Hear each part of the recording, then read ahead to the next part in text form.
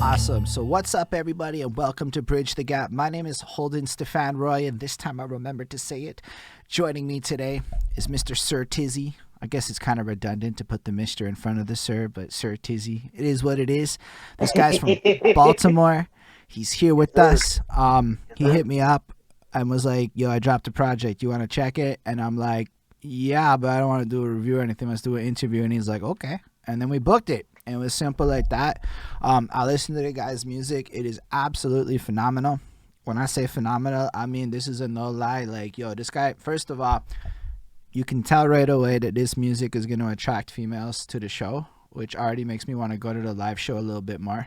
I don't mean that in like a bad way. I mean, it's got some soul to it. There's a lot of honesty in his lyricism, a lot of interesting bars that you get to see into the personality, but also a wide array of versatility within beat choice and fucking flows. Like a Yes. really And multi-talented artist. He's also part of a group, Catch the Fade, I think. yes. Catch Yes. and You so got it. that's also got great sounds. Now what's really fascinating about that is they actually got a chopped and screwed project, which is fucking ridiculous. But Yes, here's the sir. thing. I don't know that much about Mr. Sir Tizzy, so thank goodness episode one of this shit is basically like let's get to know him. I don't even know what other stuff you have going on in your life. So this is gonna be a great conversation as we can get to that. Um and let's start with the first question. It's this little staple over here. Okay. So, All and right. I'm a little bit of a storyteller, a little bit all over the place. So you just gotta bear with it. It's gonna click though. So one day, my Cool. girlfriend, she's washing the dishes and shit, and she's bumping Mm, that music, and she's got that mm. Black Eyed Peas song, that I got a feeling, ooh, you know that shit Oh there, yeah, yeah, and yeah. it's like, yo, she's dancing around, she's washing them dishes, and it made me realize, yo, this is club music, but like in Mhm. another time. And now it's fucking Mhm. chores Yep. music, right? So that made me think about how music really changes over time, and everything you hear in the club today is going to be somebody doing chores to that parent music one day. So that's really fascinating. So, guy like the Migos is actually chore music if you really think about Yeah, it. it Um, is.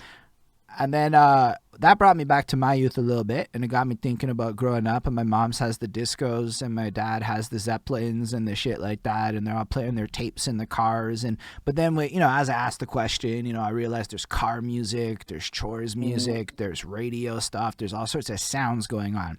But the right. real reason I'm asking this question is because your musical journey doesn't actually start with you.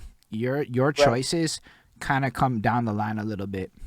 So I want to Yeah. go back to a young Sir Tizzy, like as young as you can remember. What are the Mhm. sounds like? How are you guys consuming music? What's it actually like in your home with regards to the music around you?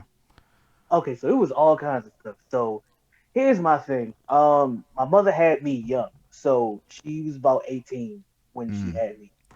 So um, think about it like this: I was 4, she was about 22. So around that time, um, I was hearing stuff that I don't know. I mean, I don't know if I was supposed to be hearing it, but so I was listening to Nas, I was listening to Bone Thugs and Harmony, I was listening to Pop, Big. I heard everything because the radio was always on, and my mother always Mm. was blasting something real crazy. So like someday I'll go to I said this in other interviews, like I'll go to school and A B C D E F G H I J K L M N P. Come home, streets disciple. My raps a trifle. I shoot slugs from my brain just like a rifle. Like I just, it would just go through that. And if we don't have to go just to my mother, then it was my grandmother.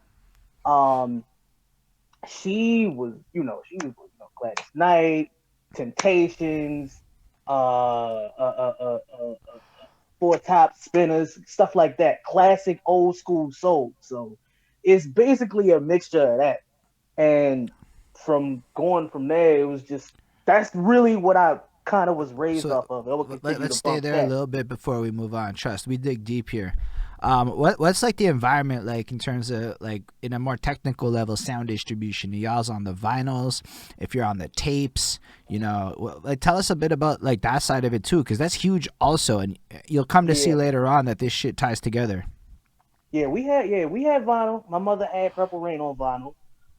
He had a lot of classic stuff on vinyl, but it was mainly back then.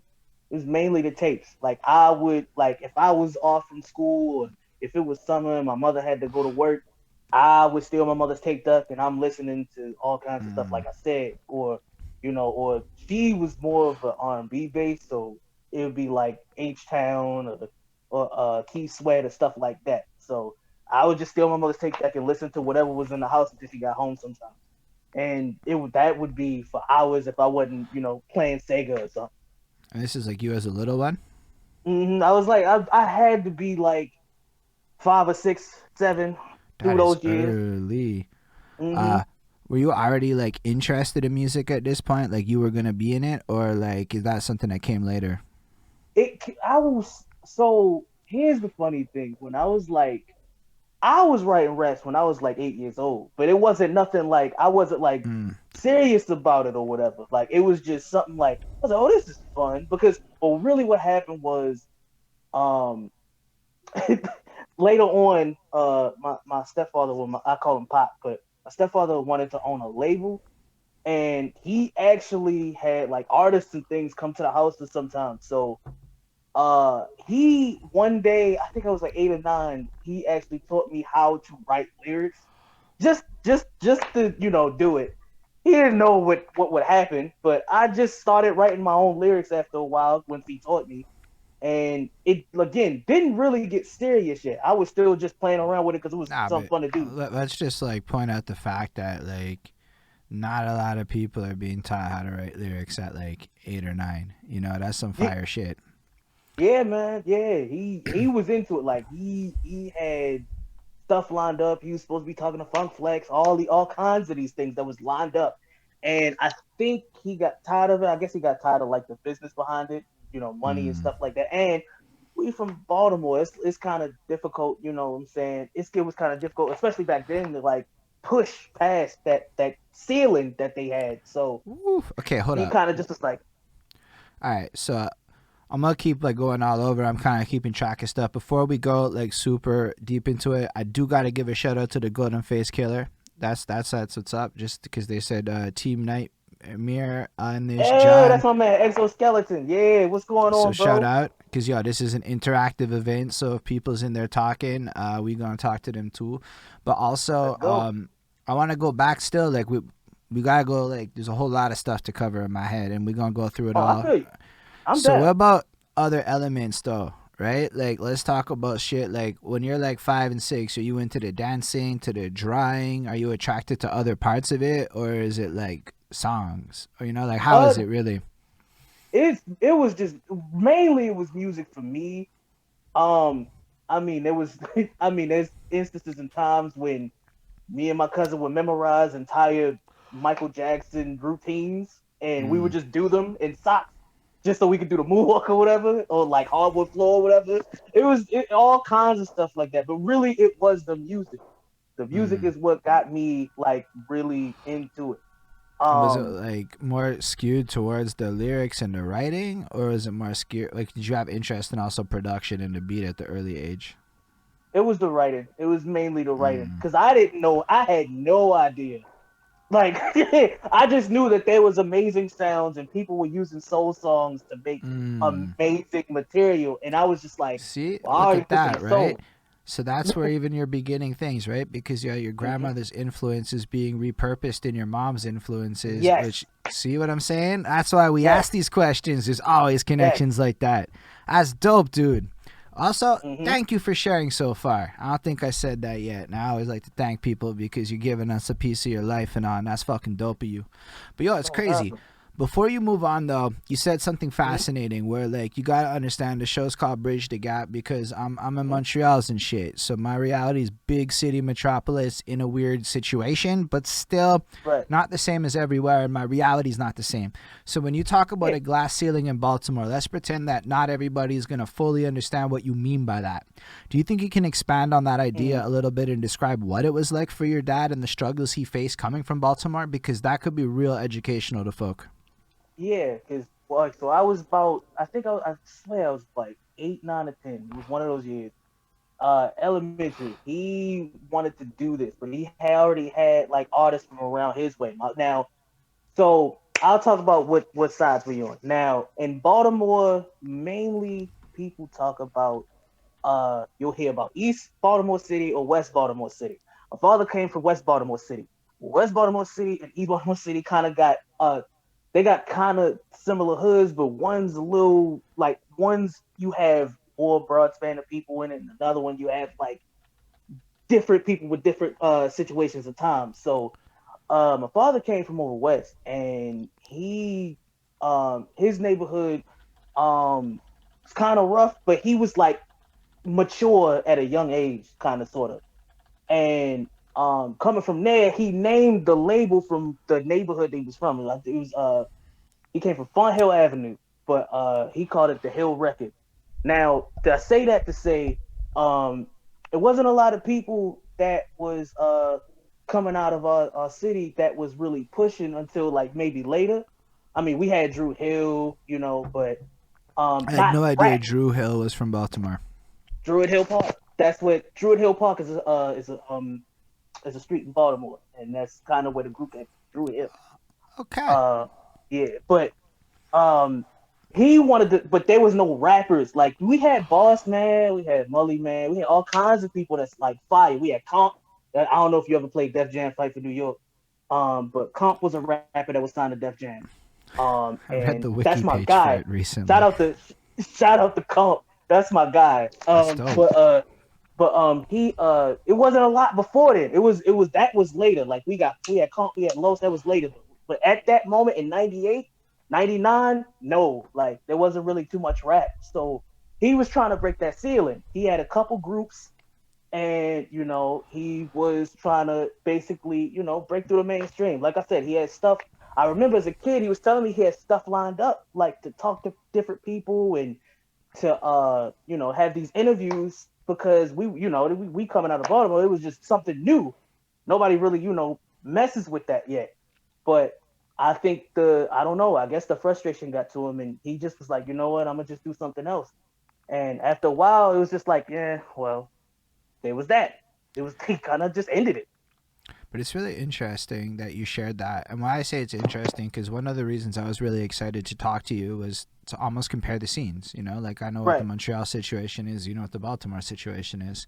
right. And I feel like in a lot of ways, Montreal's still trying to break that glass ceiling in its own way. Not to say that we haven't done a lot, because, Montreal's done a whole lot of stuff. A whole lot. But Mm-hmm. in a lot of ways, a lot of people feel like we're still trying to, like, I guess, break the glass ceiling is more a way to put it. And when I hear you tell a Yeah. story like that, I try to picture just trying to pull off something like this in 98. And I'm like, yo, we got it fucking easy today. You know what I'm saying? Mm-hmm. Like, Thank you. easy. Like, this is not, like, how could we have pulled this off in 98? I would have had to fly to you. You would have had to fly to, some real Yeah, shit. man. Or it would have been some Yeah. telephone crap and it wouldn't have been quite as Telephone. Yeah. alive. Yeah. Nah, For this, sure. but like, I just look at it like we're all blessed today when I think about how complicated it must have been, and especially with the Yes. politics and the lack of Mm-hmm. education. So that's crazy, right? Because Mm-hmm. like now we can just Google. Like I have an article that I have pinned on the types of royalty breakdowns, so I can get a little refresher in my fucking head. That Mm-hmm. information didn't exist in a one-page article back in '98. I can tell you that No, it much. didn't. You had So to go yeah. deep, deep in search, deep back into the web back then. So I'm glad that you shared that, because again, I think it almost humbles us all in a little bit to hear something like that. At least if we're paying Mm-hmm. attention to what you're saying here. Um, Yeah. so what happens after that then? So you're already like 8, 9, 10, whatever. You're like Mm-hmm. this whole situation transpires, but you're already exposed to songwriting. Mm-hmm. That's fucking Yep. Yeah. interesting. And like nobody's gonna fault a 10-year-old for not pursuing professional songwriting. It's totally acceptable. But I have a serious question. Serious question. Do you Mm-hmm. remember any of your 10-year-old ish bars? Do you remember anything from back then that you can spit for the people today? Oh my goodness. Um. Oh my God. What do I? I'm trying. I'm trying so hard because I actually. So here's what's crazy. My mom might still have. I don't know if my mother or my father. One of them still got the tape. One of them still got the tape of when I did two songs. I do not. I can't remember the lyrics or anything though. But I know I rapped over a Debrat beat, and I know I rapped over I rapped over something else. And I think, if I'm not mistaken, so I tell you the first name that I was ever given. So my first name was No Rap. That was the name that my father gave me. That's my name backwards. Um, Mm. and then I loved my so, and this is also a fun fact. So my favorite one of my favorite albums of all time is probably not a favorite among any hip hop head ever, but I just liked it as a kid. Tupacalypse Now, and that was Pac's very first album. And when I was a kid, the tape he wrote "No Ratter Lips" '89 for the year that I was born. So I ran with that, and I did two songs on the tape. It was a side A and a side B, and I recorded it over a karaoke machine. And my father gave me the microphone, and I just rapped the lyrics, and we would just play it for our family and friends, I guess. And but I, for the life, for the love of God, I could not remember a single. Yo, even though you can't remember a single bar, you told us an amazing story. And then you went as far as to like answer the question to elaborate more before I could. So you made my life easy, which makes you a wonderful guest. That's all I'm trying to say. Shout out Flacco, Liddy Bros. I see you up in the comments. Um, Mm, let's be real. Flacco's the reason we're talking because he linked us up in the first place. So shout out Flacco. shout out to him. He's an amazing person, bro. Love him to death. Shout Big out Liddy facts. Bros. Liddy, Liddy, Liddy, Yo, Liddy. and while we're here, y'all should follow that channel because on Sundays they go Yes. live and that shit is nuts. That shit is It's nuts. Y'all will learn what a fake mhm. baby, real silicon fake baby, $2,000 baby is. Like it's some serious shit. Uh, It's serious. that's the best way I can describe it. I am not judging. I am invested. This I followed the Instagram account of this baby. It is some seriousness. Um, So that's crazy though that you actually wrote and recorded songs at such a young age using the Yeah. technology available to you. That's key. hmm That's something I see all the time with young folks when the young folks do shit, right? And I say this hmm kind of in a pointed way because young folks are in the game today. I'm saying 14-year-olds are in the game today in a way that has never happened before. Young Yeah. folks don't see Oh. obstacles or barriers the way we do. So even in the Oh. story, you're just like, fuck it. I'll grab that beat. It's dope. I'll write a fucking track. I'll use the karaoke machine. It's done. Boom. And Yeah. to this day, somebody has that tape. And Yeah. maybe one day when we do part two in the future, you'll have that shit ready. Oh, I'm gonna find it. Oh, I'm gonna find it. I now see, and the crazy thing is, you making me want to go to my mother's house now. About the, I should text her like, please tell me you got that tape lost somewhere around the house. It's gotta be in there. Absolutely sure it's there, but I'm happy that we went through that journey. That's what we're trying to do here. These are those nuggets that like don't come out if we don't really take that time to like dig deep. So I guess you're like young stills. You're still in elementary school or primary, whatever the fuck you call it. And I'm in Canada, okay? Whatever you guys call it might be different. It's what it is. Elementary, but hey, about the same thing. Yeah. So what happens next though? Because you're already like able to write songs. When do you like touch it again, or what goes on throughout school? What's significant at this next phase of your life? Yeah. So like, I went to middle school, and um, we moved neighborhoods now. So that's another thing I didn't tell you. So there's Baltimore City, and then there's Mm, Baltimore County, and the county is like all around Baltimore City. this is And very we helpful, by moved. the way. Yeah. So we moved to I believe they consider that Towson. I guess they consider it Towson, but it was on. I'll never forget the street. It was Morven Road. Don't remember the address, but it was Morven Road. We moved. And then from there, I went to elementary school. Then from there, we finally moved to the house that I stayed in. And uh, we went.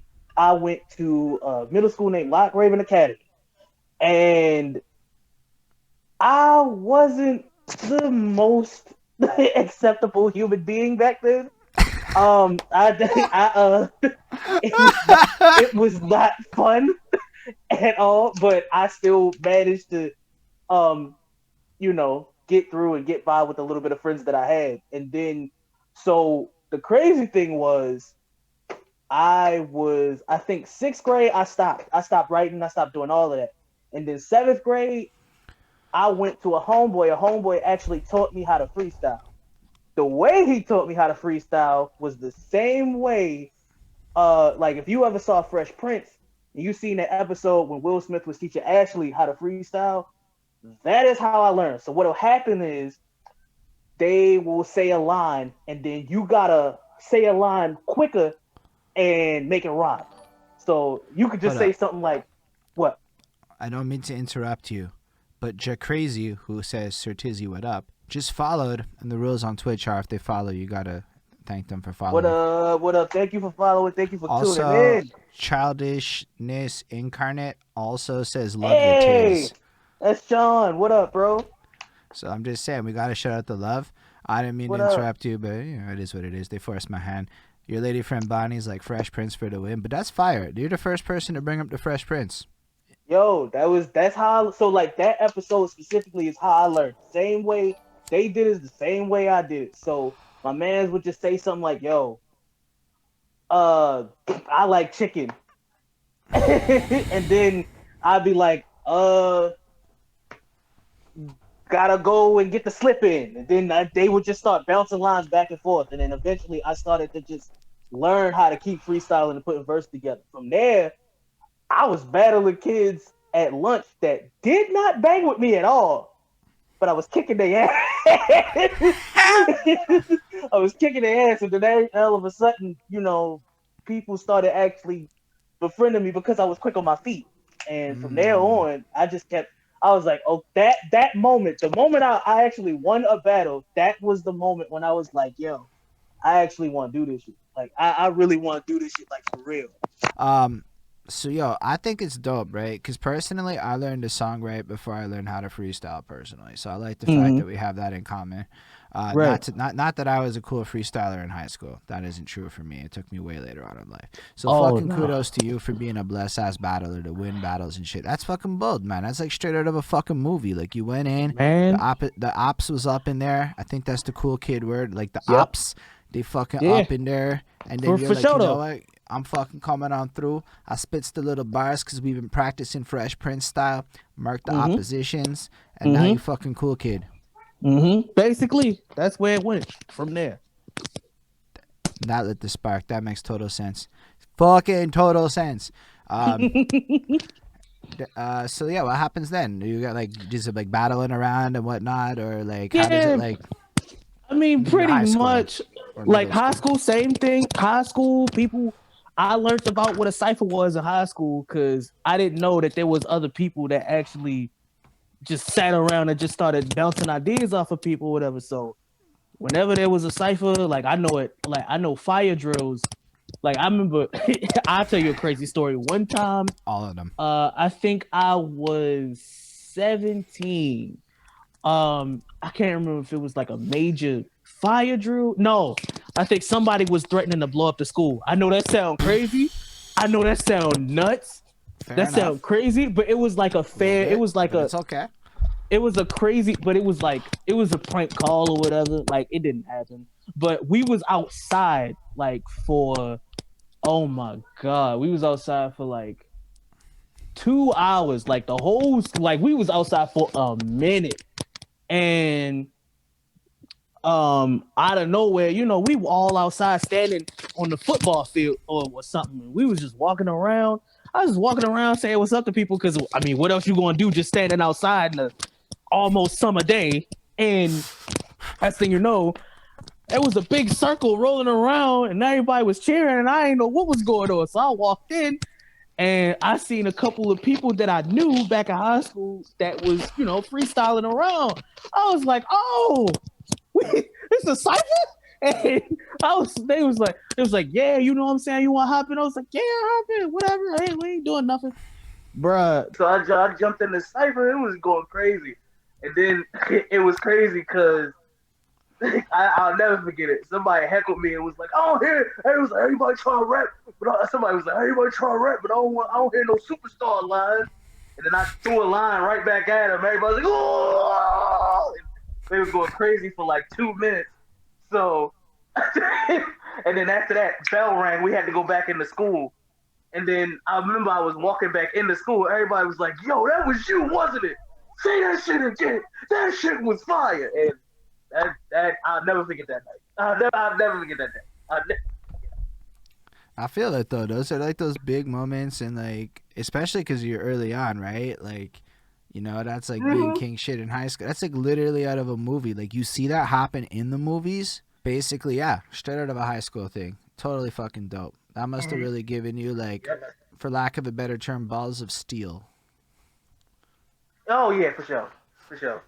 That was like moments like that, like kind of helped me not kind of be fearless with like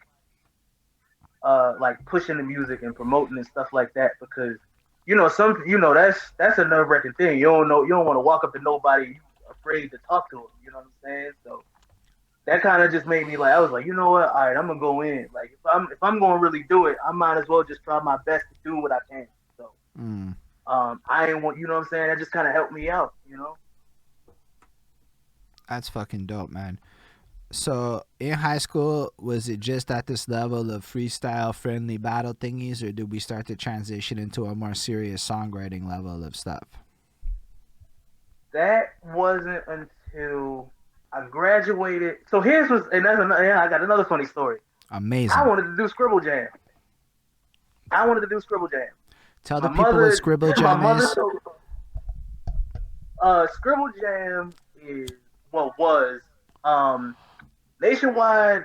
I think yeah, it was like nationwide, worldwide tournament really, because they had people from all over come over. It was a freestyle. It was like all kinds of stuff. It was a major event.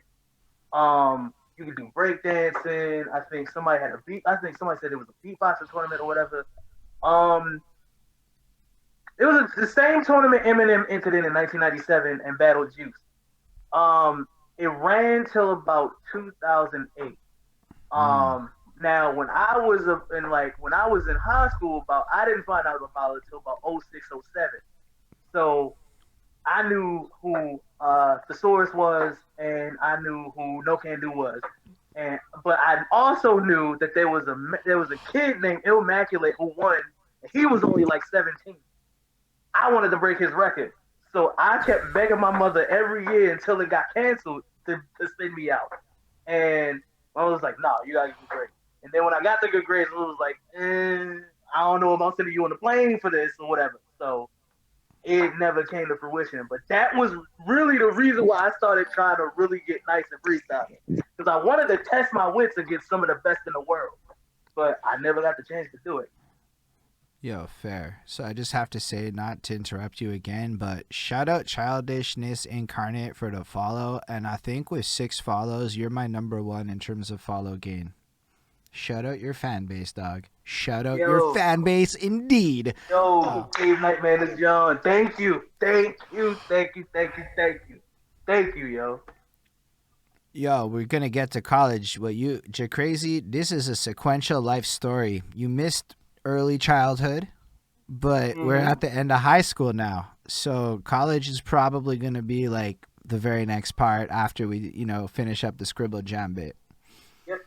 I went to Morgan State. And that is when I started like seriously crafting verses for songs. Like I was like, really, it was really actually two very significant people in my life that actually, or three very significant people in my life that actually got me finally behind a microphone. That's Ron James of Catch the Fade. Just talk about him. He's actually my cousin. I had another cousin named Valence Michael, who used to produce. He's a comedian as well. He's funny as hell. And one of the best friend I could ever have, one of the best friends I could ever have for. That's my homie Blizz.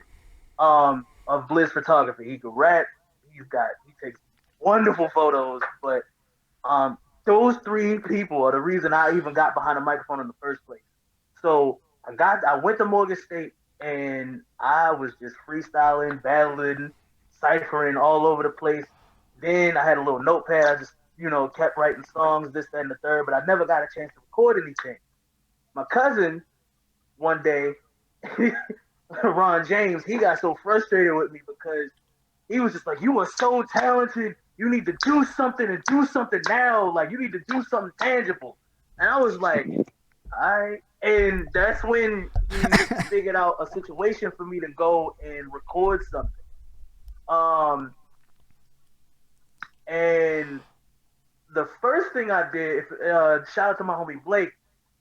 He took me, my homie Blizz took me to um somebody he knew studio. I can't remember off the top of my head, but somebody's studio he knew.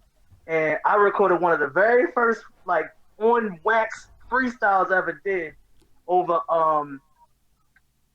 Who Got the Props, the song by Buckshot. Well actually was it Black Moon off of Into the Stage.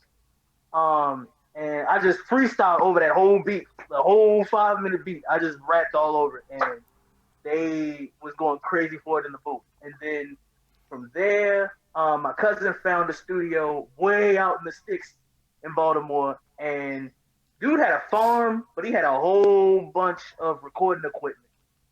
Once we found that, once we found that dude with that recording equipment, that was when the Wackless One came out.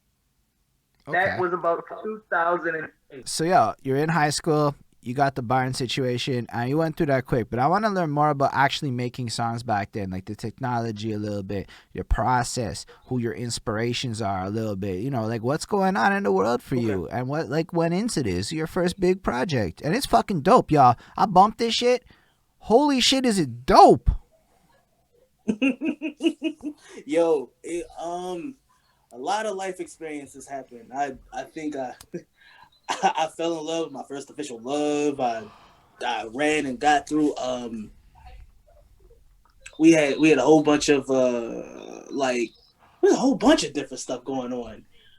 I once we found that, like I said, we found that studio, and the whole project was me mainly talking about just people in my life that was kind of walking in and out, kind of like just giving me a cold shoulder after a while, not really believing in me. Mm.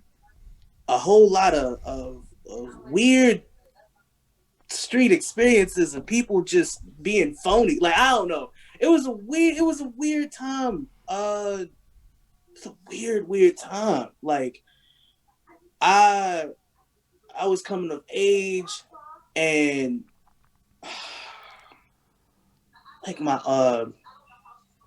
grandmother had well me and my cousin's grandmother had passed. A lot was going on, and everything was just happening so fast. But I felt like when I made that project, it was like basically me documenting everything, and it was just it was tough. I was going through a lot, man. I was going through a whole lot. I didn't really work until maybe around the time that I dropped that project. I didn't really work until then. What I was doing was helping my my mother's mom, my grandmother, not my great grandmother who passed, but my grandmother was helping her out. I would, she would call me her legs, so to say. And I was like basically living there every weekend, helping to clean her house and moving things just so that she would actually be able, what I'm saying, to move up throughout the house and all of that. Um, and just pushing through, you know what I'm saying, figuring out how to what to do as an adult, because it Right. was just a weird time, bro. It was so weird. It's a weird So time. I understand, man. I'm not gonna lie. Being young was a weird time. It's just I think it's a weird time for a Yeah. lot of people. So even you sharing that's big, man, because people can hear that, they can relate. Young people can hear that, they can relate. So it's big, man. There's other stuff to talk about too, though. Like what kind of like gear did y'all record on? Like when was this? Around time, like what era of life? Is this the Pro Tools era? Yeah. Um, About Pro Tools, I think well I know my cousin was mainly making all the beats for me, mm, especially on the first two projects, and well both of them, and yeah, mainly Pro Tools. It was both of them had Pro Tools, and what would happen is he would send me stuff, and I would just write to him. One song in particular, he sent to me. I think it's on that first project. One song he sent to me that like matter of fact, he didn't even send it to me. I went to his house. Now I remember. I went to his house, and he was like, "Hey, I just finished this. We should do if you finish it." He was like, "If you haven't written to it yet, if you haven't finished it yet, let's see if we could do it as soon as we get to the booth." So that night he played it, went to the bathroom, and I wrote it that same night. shot straight to the booth and we recorded it. He was like, "You're done already?" When he came back, I was like, "Yeah, let's go." And we went and we recorded it that same day.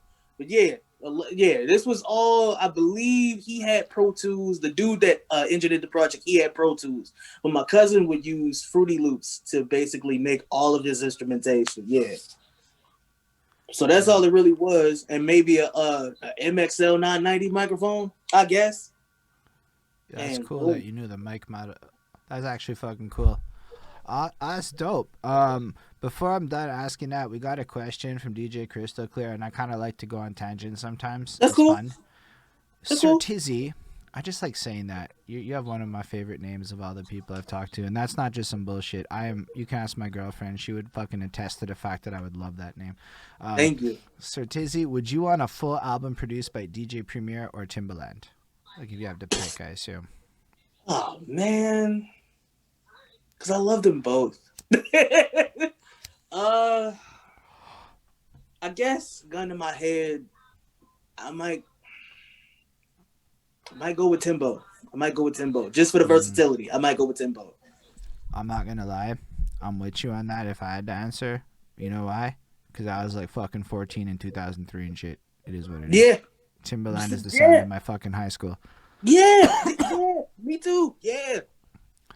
Nah, Timbaland, look, it's fire. I can't help it. Like all that shit man, came out. Like man, yeah. all the Ludacris's and all that shit. I'm pretty sure it worked with Ludacris. Yes. Because otherwise I'd fucking like feel goofy. But yo, shout out Haruna and Marie for saying you wrote a song in a bathroom break. Lol, amazing. See, people are learning about you. They're appreciating your stories. You might think they're whatever to share, but everybody loves this shit, guy. You're just fucking fulfilling the need to the people and the entertainment of a times where entertainment is needed. Hey man, I'm just glad that y'all entertained by my story and it don't sound like some, I don't know. You're wonderful, man. Yo, your energy is infectiously positive, and it's wonderful.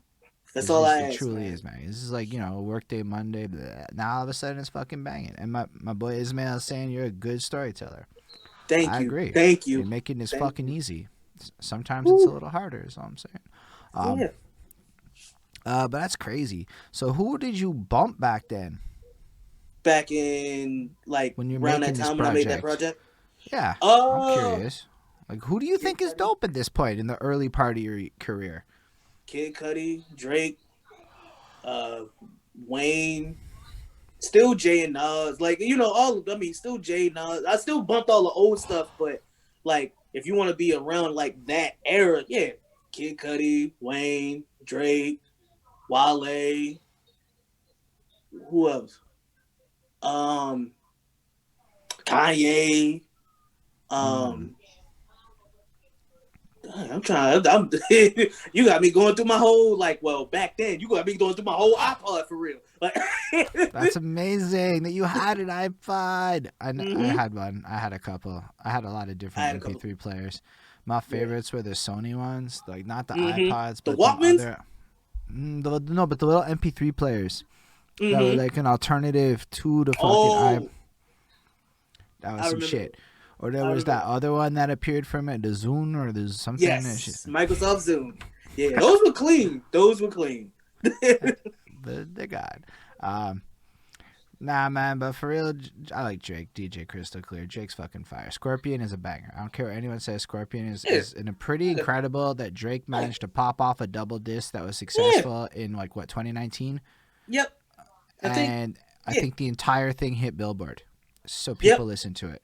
Yeah. So who can do that in 2019? I don't know. Other than him? I like it a lot. It's a roadie, not a stop. Watch this shit. Anyway, I can't. So that's dope though. So you dropped this project. How do you go about actually releasing it? And are you like fucking with the internet at this point in your life? Are you like on the Facebooks or the MySpaces and all that shit? I was on everything. MySpace, Facebook. I think my cousin put me on the Twitter. So my cousin Ron James again. My cousin put me on the Bandcamp, and that's where I put it first. Like, when the first tape came out, he was telling me, yeah, just put it out there. If you put it on there, it's accessible. People can get it, and they can get different versions of it. So like, they don't have to just get the MP3s. They can get waves if they want to, if DJs needed it. FLAC versions. I think I can't remember if those are for vinyl or not. I can't remember. I know they're the highest fidelity files I can think of. Yeah.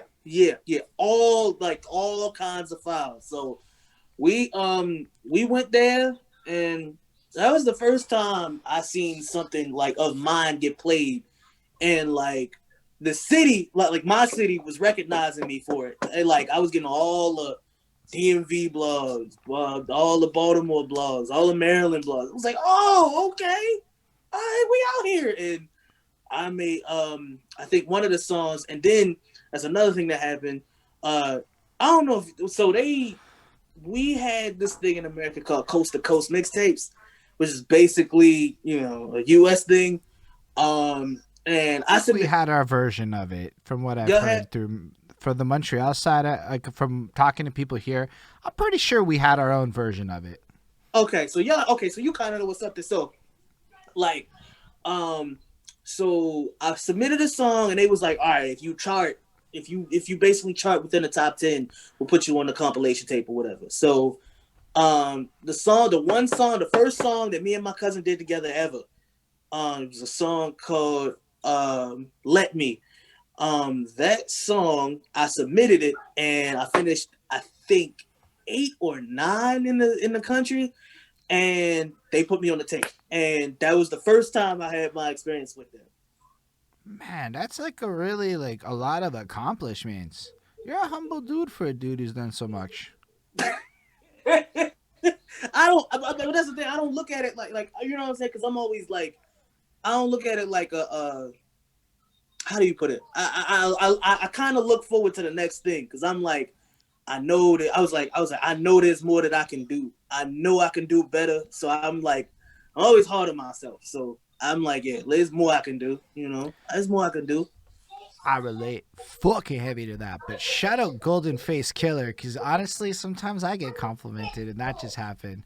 He's like, real quick though, big shout out to the house. Never experienced this type of interview. I'm enjoying every moment of it. I'm like, yo, thank you. But really, thank you. It's because Mr. Tizzy's giving me all the magic juice I need to vibe with him. I'm not gonna lie. It's just he's making my life easy today. But yeah, I guess this format's dope. I don't know. I'm just trying to jack all the people I love and make my own version of it. Kind of like what creativity is about to me. I'm enjoying it. I have no complaint. This is great. Yeah, it's a good vibe, man. Your stories are great, dude. And again, to you, it's nothing, but to me, it's yo, this guy, fuck, all right. So he's already rap battled and crushed motherfuckers in high school. He's Mac Daddy cool kid up in fucking college, making albums, owning Baltimore charts. What the fuck? That's maybe to you, it doesn't feel like some shit, but everything in America to me is it's in America, because I'm up in Canada, true. Right? So listen, I totally get the reality of the situation, that not all states are created equal, this, that, the next thing. I totally get all that, but you still did pull 9th, I think you said, in a national situation, and I heard those songs, dude. Listen, I couldn't write that shit in 2009. Yo, nah. Yeah, I really, I don't know, man. I wasn't you when I hit you up this morning. Was I not bro, I'm fucking vibing on this shit and quoting your bars incorrectly at you and shit? That's a 10. That's what it is. I'm glad you even quoted anything. You know what I'm saying? Dude, it was bars. When you listen to the content of what this guy was saying at such a young age, it was prolific. It was fucking interesting content, and each song sounded distinctly different, which is why I was curious about your influences, because usually people are a little more pigeonholed at the start of their career, but your shit came off like this whole realm of honestly you're one of those out there street artist type rappers that do everything and rely heavy on the poetry and the vibe. But even so all his projects, right, they're all about 5 to 7 tracks. Yeah. Which is interesting, because that's the current marketing, and Mans is dropping that shit in 2009. But they're also fucking complete, in the sense that even back then to this day, Even though you continued your series, so the whackness keeps going on later on in life, which we'll get to. Don't worry, everyone. But like, there's an intro, there's like an outro, there's a whole story arc going on within it. Like, that's not average, actually, for a young person, in my opinion. Maybe I'm Yeah. wrong. Maybe everyone in the world is fucking dope and shit. It is what it is. But I'm gonna say that that's actually pretty extraordinary, and I'm glad you shared that with us. Thank you. Thank you. I mean, you know, like, because I dabbled in, you know what I'm saying? I guess that's one thing I didn't say. Because I dabbled in other things. I dabbled in poetry before. Hey. And I had to, because it was like, that's kind of how I got the devices to actually, you know, start, you know, kind of putting together actual, like, bars and stuff. Like, because I always tell the story. I was like, yo, if it wasn't for the creative writing high school teacher I had, like, I probably wouldn't even wanted to finish. But Yo. yeah, Sorry, you just said that, and I thought about my high school English teachers and how much of an influence and impact they had on my desire to both write stories, be creative, and become a poet. And there you shout go. out to the fucking Wigger High School English high school teachers. Shout out to Parkville. Shout out That's to Parkville. dope. Yeah, That's man. dope. For sure.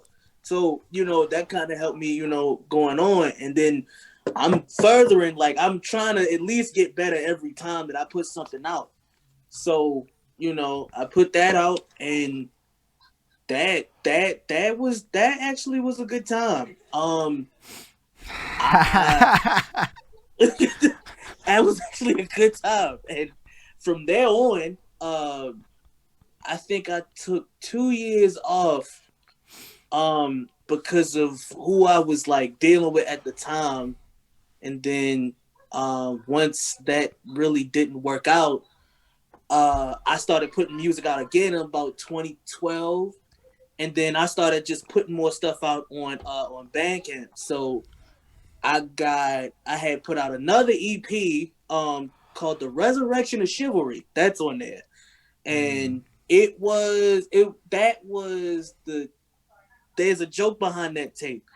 So the joke is I'll say Twitter produced that.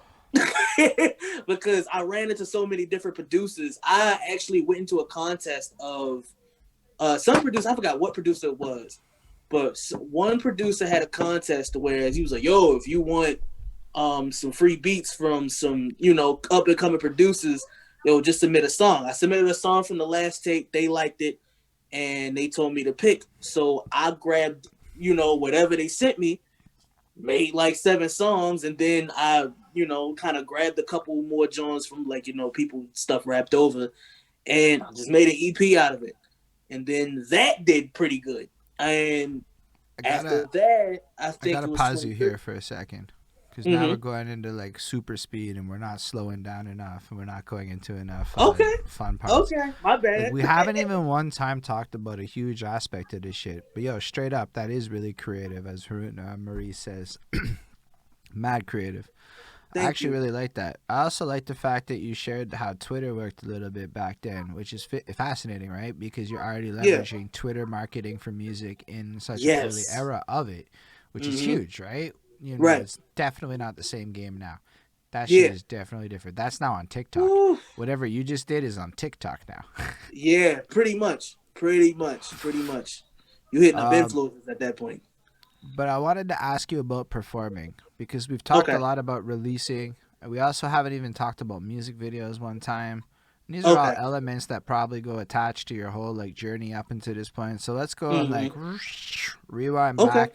When do you start performing? Like actual shows and shit? I did my high school talent show. I did my high school talent show.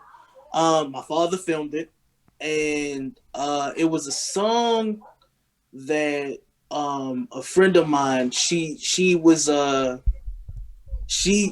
really dope back then. I think her name, Sade Knight. She was really dope, and I auditioned. We got it, and that was the first time I did anything on a stage. And I was nervous a little bit. She kind of had to She kind of had the whole. She walked off the stage to hand me the microphone before she started going. So then I was like, I'm gonna wait for her.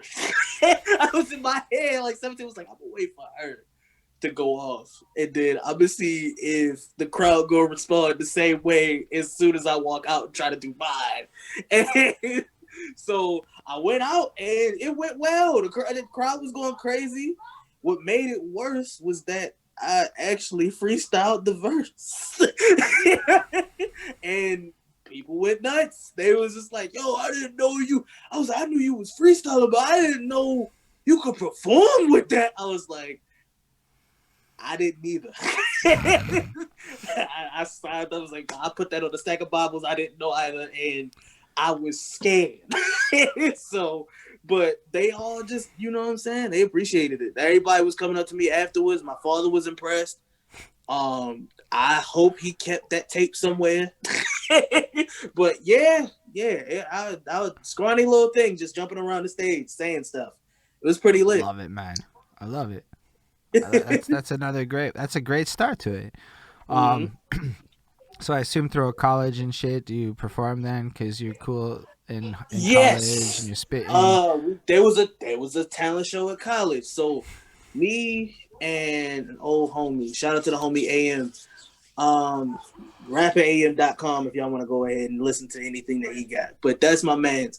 I met him after I got into the school, and they had a talent show my freshman. I think it was my freshman. Was it freshman year? Yes, a talent show for freshman year. It was they had it where the dining area was at, so they cleared all the seats out and kind of like made a stage, and it was like a contest. We did a song, another John that I freestyled at. And because I had the last verse. So what happened was my man's was originally gonna do it anyway. But one of his homeboys had pulled out like maybe I think the week or two before. And he was like, yo, I heard you was fire, blah blah blah. So we freestyled real quick before, you know what I'm saying? And he liked what I had. So I was like, he was like, yo, you think we could do that on stage? I was like, what you mean? He was like, well, there's a talent show, blah, blah, blah, blah. I was like, yeah, all right, cool. So I met up with him. I went to his crib. He played the beat. The beat was over, what was it? I think it was a Fabulous song. I can't remember. I can't remember what the beat was called. But dropped the beat and, we was just rapping over. He was like, yo, let's try that then. I was like, all right, cool. I was like, I hope I can remember all this shit when we get on the stage. So we went. The day came. We went. We did it. I'll never forget it because they went. Beat was playing all through. I'm hyping them up. Like somebody in the afterward was like, yo, if you didn't rap, you could have been a hype man. But I was like, all right, cool. But Beat was playing when they was rapping. Soon as it was my turn, they decided to cut the beat down. So I was like, I didn't do that.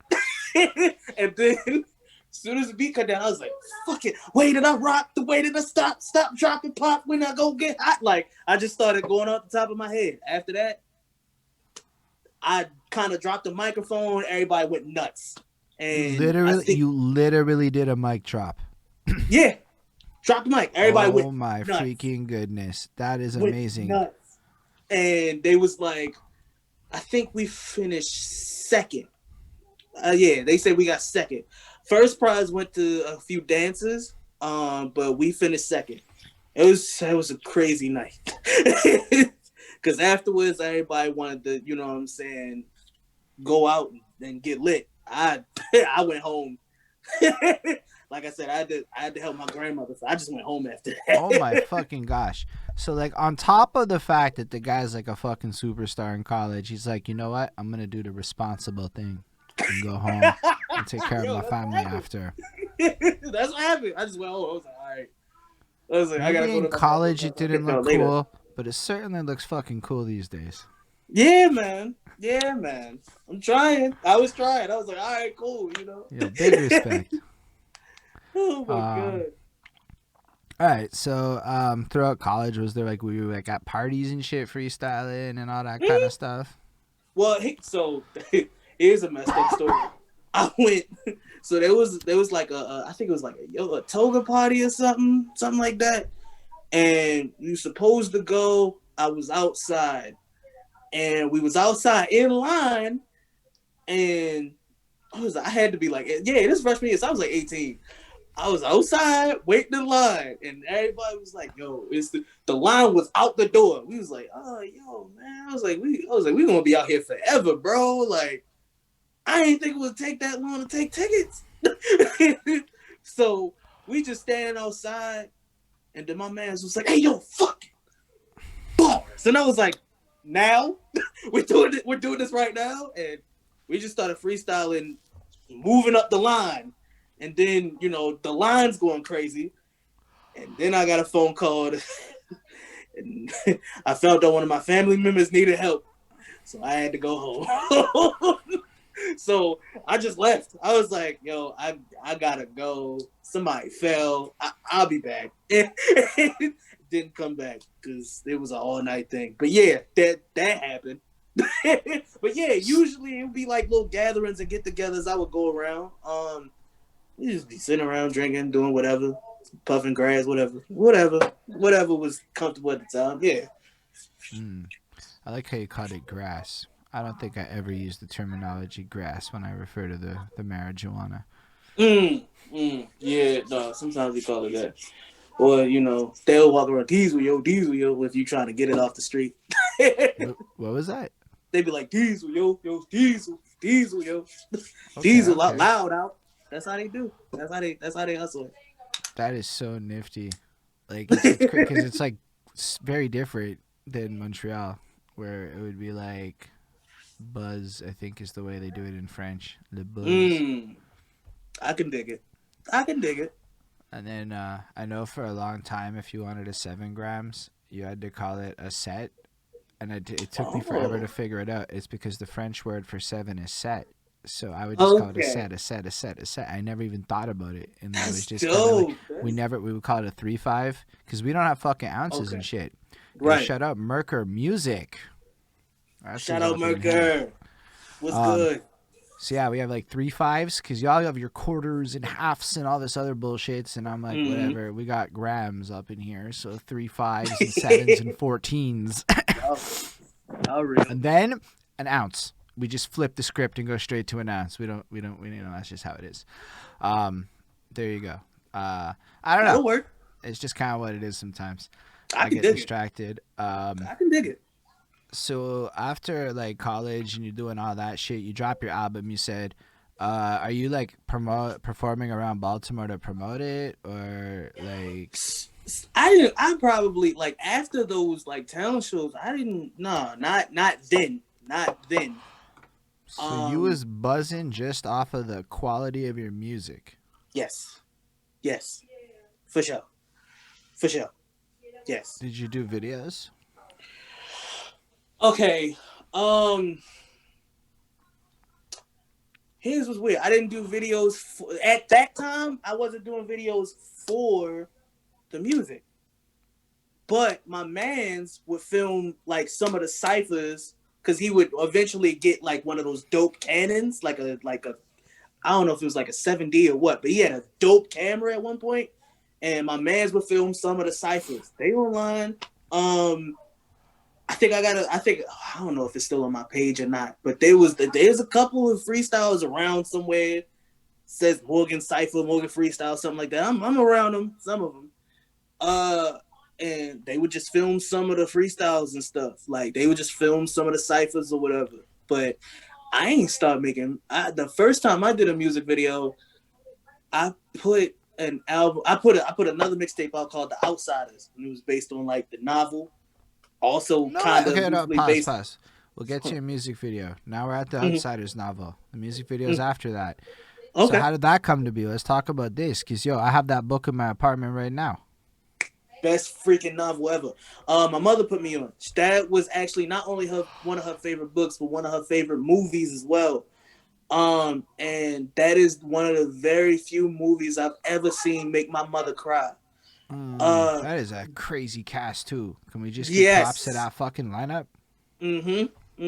Yep, Matt Dillon and I forgot who was Capone Boy. I don't remember either. I know the cast is crazy. I feel like Yeah. all sorts of classic people are there, Patrick and Swayze I was in can't it. Yep.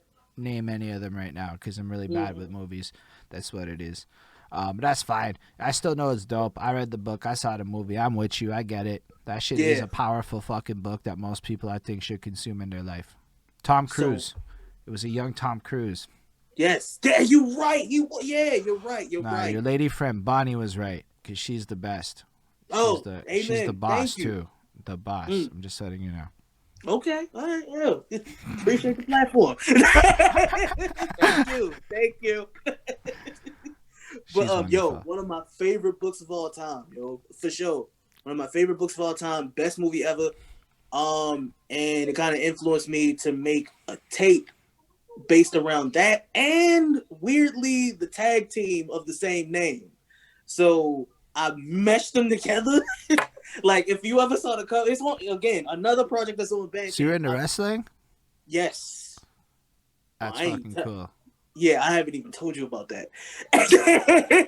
So my best friend, Blizz, he's a photographer for many different wrestlers. Like he's for anybody of the modern era, he's probably taking a picture of him. Matt Hardy and all kinds of so he kind of got me into like indie wrestling, like when it was really dope, like when everybody was on it. Okay, trust. I'm with you. My boy. So my boy linked up with the Chinese wrestling scene and was the dude who brought the first Chinese wrestling federation into Canada for the first time. Like my dude made that happen.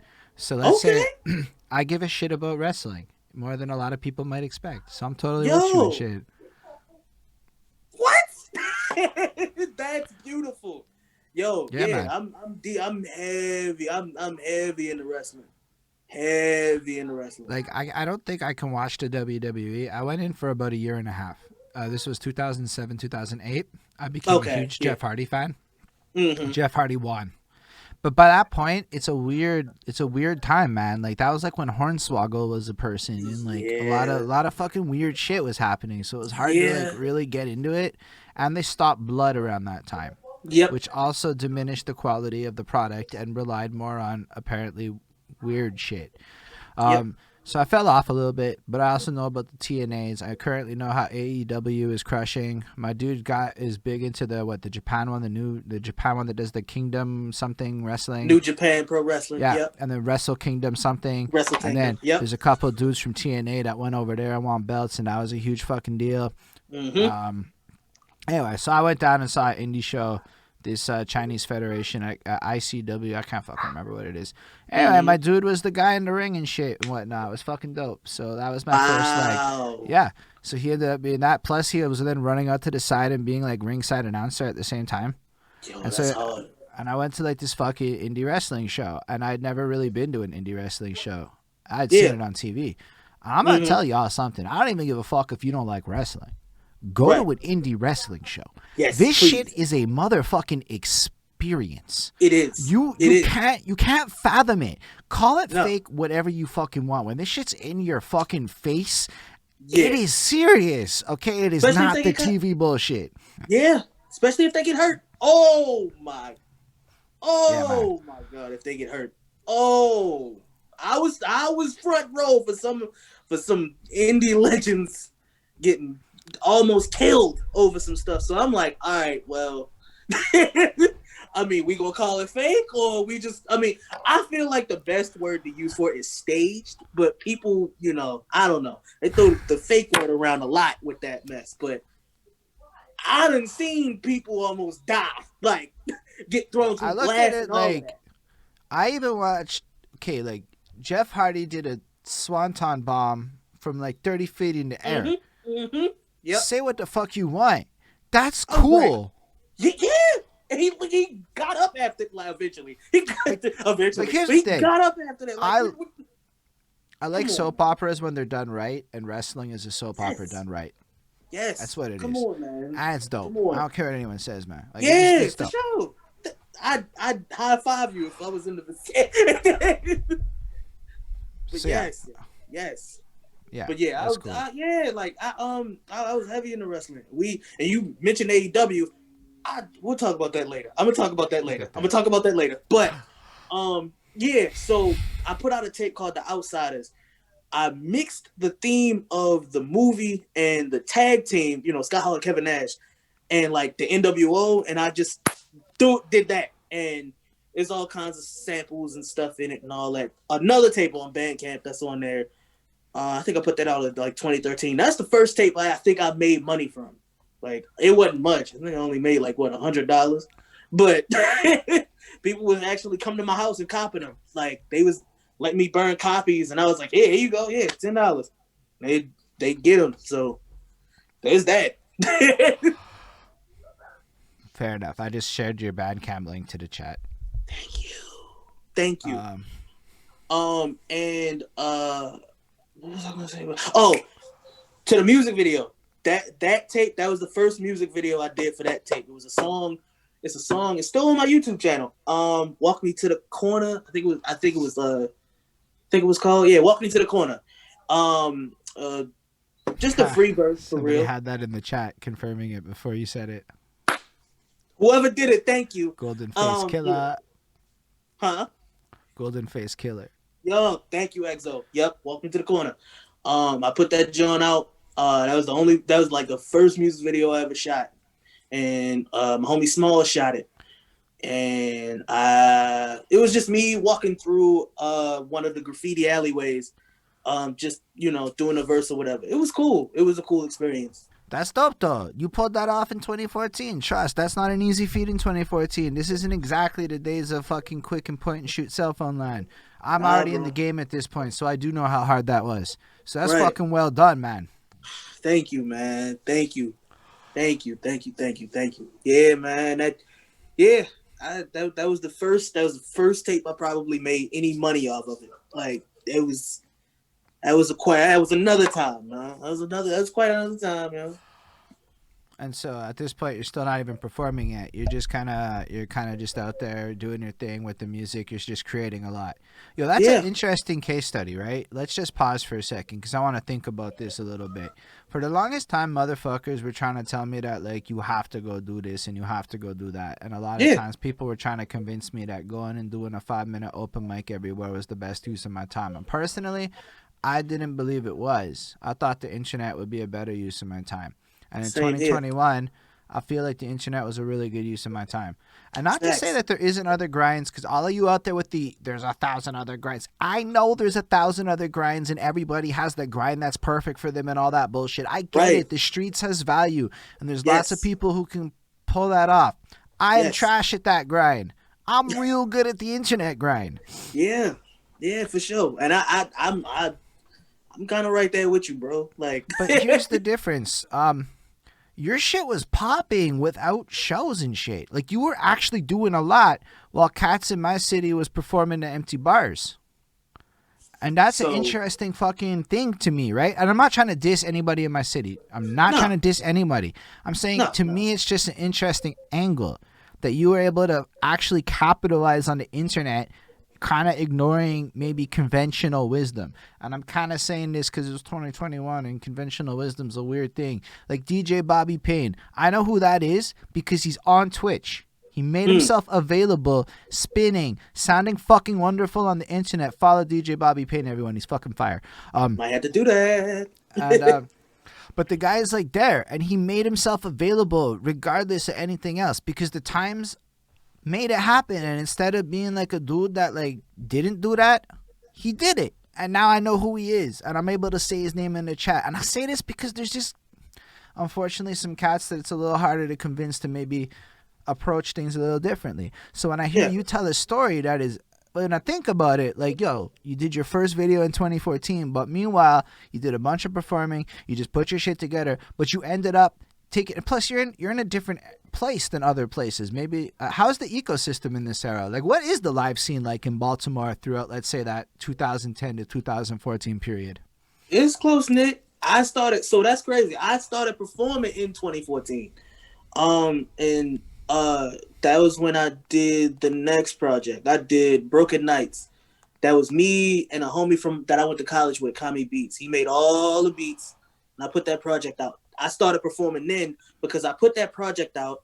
I went back to Coast, won again, finished I think I finished 10th that time, and that time I actually was sponsored. Like they sponsored the tape that time. Like they put me in the magazine and everything. So then I was like, all right, I need to start performing now because you know what I'm saying, I'm getting all this stuff together. And not to mention my son was born. So That's a big I, thing. yeah, man. So I was like, yo, I need to start doing more stuff.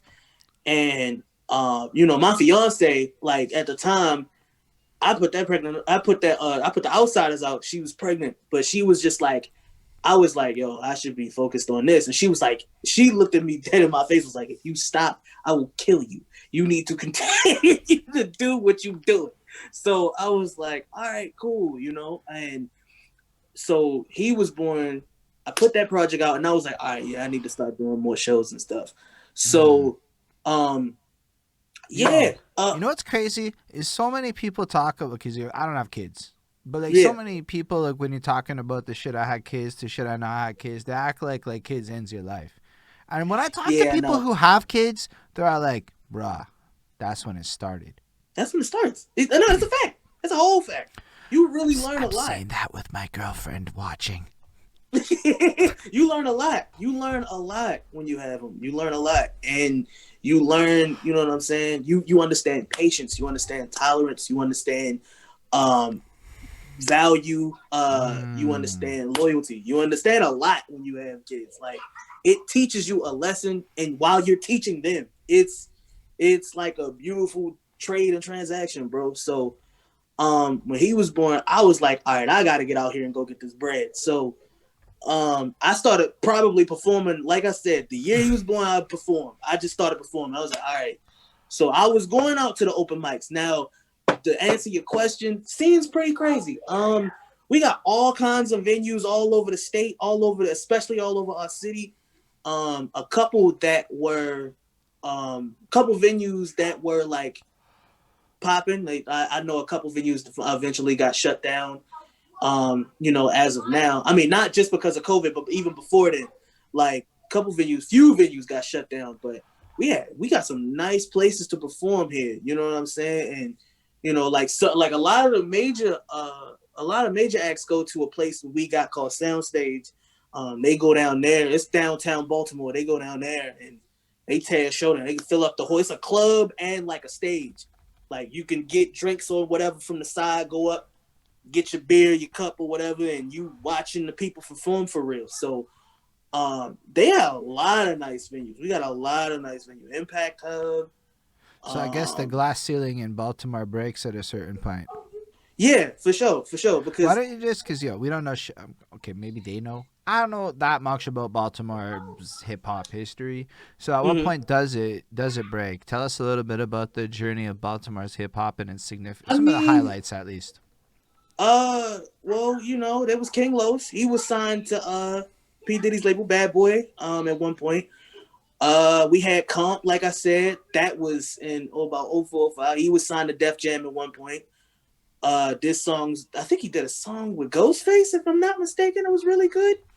But he even after that situation, they both of them, you heard, Los is all over the place. He even battled Head So Ice. you just so that you know, you topped my boy Ismail that King Los was from Baltimore just now. So you see there's value in all that. No, I didn't know that. Really? No, because he says it in like a lot of stuff. Yo, dude, I was Googling where fucking Maryland was at the start of this because I couldn't remember where it was. That's true. Like I know the Canadian shit a little better. I mean, I'm not even shitting on you because I understand. You in a whole different country. But my whole thing is, I thought it was common knowledge because he always talks about it. But yeah, he's from Baltimore. He was from what I heard, he was another person I wanted to at one. I did a song with him. I'm sorry, I forgot. Yeah, Me and Ron James did a song with him. In 2019, 2020, it was last year, last February, we did that song. On Valentine's Day, we did a song called Myself with King Los. But yeah, he blew up. I remember he was terrorizing the streets, freestyling and all of that. And then Diddy picked him up. Like I said, it was Calm. I told you I already, well, you know, I mean, you said for hip hop, so, but I already talked about Drew Hill. Yeah, I mean, there was that. Take Cobain. That was a little more recent. When he did the Bankroll remix. Yeah, a couple people. President Davo, I know he was talking about. I think he was about to get signed too from here. President Davo. Do you feel? I just have a quick question on this. Do you feel that like having this kind of hype and shit got more people invested in the local scene? Yeah, for sure.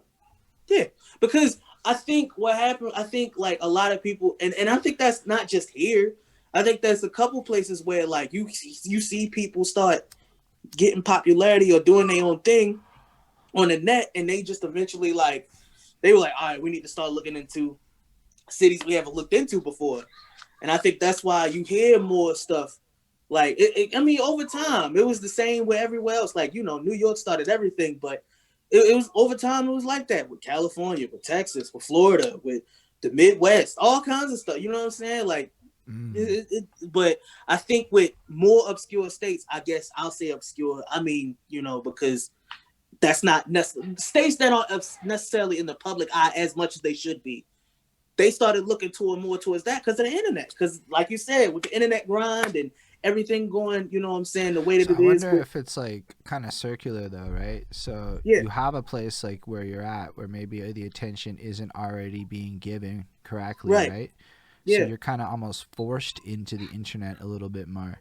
And I know for me that's part of it. Like I'm an English rapper in Montreal. So already it's, you know, a little different. And I'm not that social and whatnot, so I ended up going down this internet path, honestly, because I wanted to not get out of Montreal in a literal sense, but expand beyond Montreal. And I was like, yo, the internet lets me, like, yo, talk to people like that. I don't live here. That's nifty. And I met a guy in LA and he started telling me shit. Like, I found out that, like, LA is, like, 95% hood and 5% what I see on TV. And I'm like, bro, what? That's what it is? And you know, you don't think about that when you're like here because you just see the TV. Yeah. And then, you know, like the homeboy Lindell, I don't know if he's still with us, but he's in Florida. Okay. And that's like crazy. It's like this guy's been like riding on the channel, commenting, sharing his journey. And it's like, yo, the internet is just like this gift. Even like, yo, just to that end, like fucking Merker. I don't think I've met Merker in real life, but we had an amazing long ass just under, but not quite, 4-hour chat on the channel recently. It was wonderful. He's in the city, and I never got the chance to you know, meet him, you know? Like, that's just kind of but the internet allowed us to connect over these times. So that's kind of why I'm going there with it, because I think it's just a fascinating tool, especially because I'm not at a place where I feel like that shine is where it should be. Not that there isn't shine, and I think there's so much shit that Montreal has done that we got to put on the internet so that we can get that shine. That's why we're doing this channel and journey and shit. So let's go back to, I guess, 2014, your Outsiders project. That comes out. You're getting some fucking love in there. People are feeling it. You made a little bit of money off the project. What else is going on in your life? You have a kid. What else is happening? I did that. I put out Broken Nights. And then when I put out Broken Nights, also in the Bandcamp, still there. I did the Coast to Coast thing again, finished top 10 again, and then that's when I got the sponsorship from Coast to Coast. They sponsored it. They put the tape on that Piff. They sponsored that. They circulated it around. How did you get on that Piff? Is it free? Does it cost money to be on that Piff? It's free, but if you want to get... So here's the thing. You can just upload your junk. That's cool. But if you want to get on like the front page where they see it, like you gotta either get sponsored or you gotta pay them. And can you expand on this a little bit more? How do you get sponsored? Because, yo, let's pretend that like I've never been sponsored in my life, because that's true. How does a guy like me figure out how to get sponsored for something like that based on your experiences, Mr. Tizzy? Sir Tizzy. I apologize, Sir Tizzy. I emailed him, and I was like, what do I... I literally emailed him. I was like, from my music email, I was like, hey, I'm an artist from Baltimore. Kind of got a little bit of numbers, blah blah blah blah. What do I got to do to get sponsored? And they was just like, well, if we like the project so much, or if you do so much, blah blah blah blah blah, get more numbers, then we'll contact you. Or you can go through. I think they had some kind of third party that you could pay through. I don't know. I wasn't with that, but when I won Coast to Coast, they were willing to sponsor me once I finished top 10. So I did that, finished top 10, and they put me on the front page, all of that, and they was, you know what I'm saying, directing everybody to my website. So that was cool. That was cool as on. I Hold was up, in a you have a magazine. website. When did you Huh? start a website? How important is a website? Talk about the value of websites. So when the Bandcamp was the site, because you could pretty much, Bandcamp is cool because you can put, like, if you want, I didn't do this at the time, but you can put merch on there. You can register. So like if you have, how do I put it? If you have a domain, if you want to register a domain, you can put your Bandcamp as the domain, and you just, buy the domain space, and you can put, for example, sirtizzy.com, and that could be your .com. It'll just go right to whatever site you're in.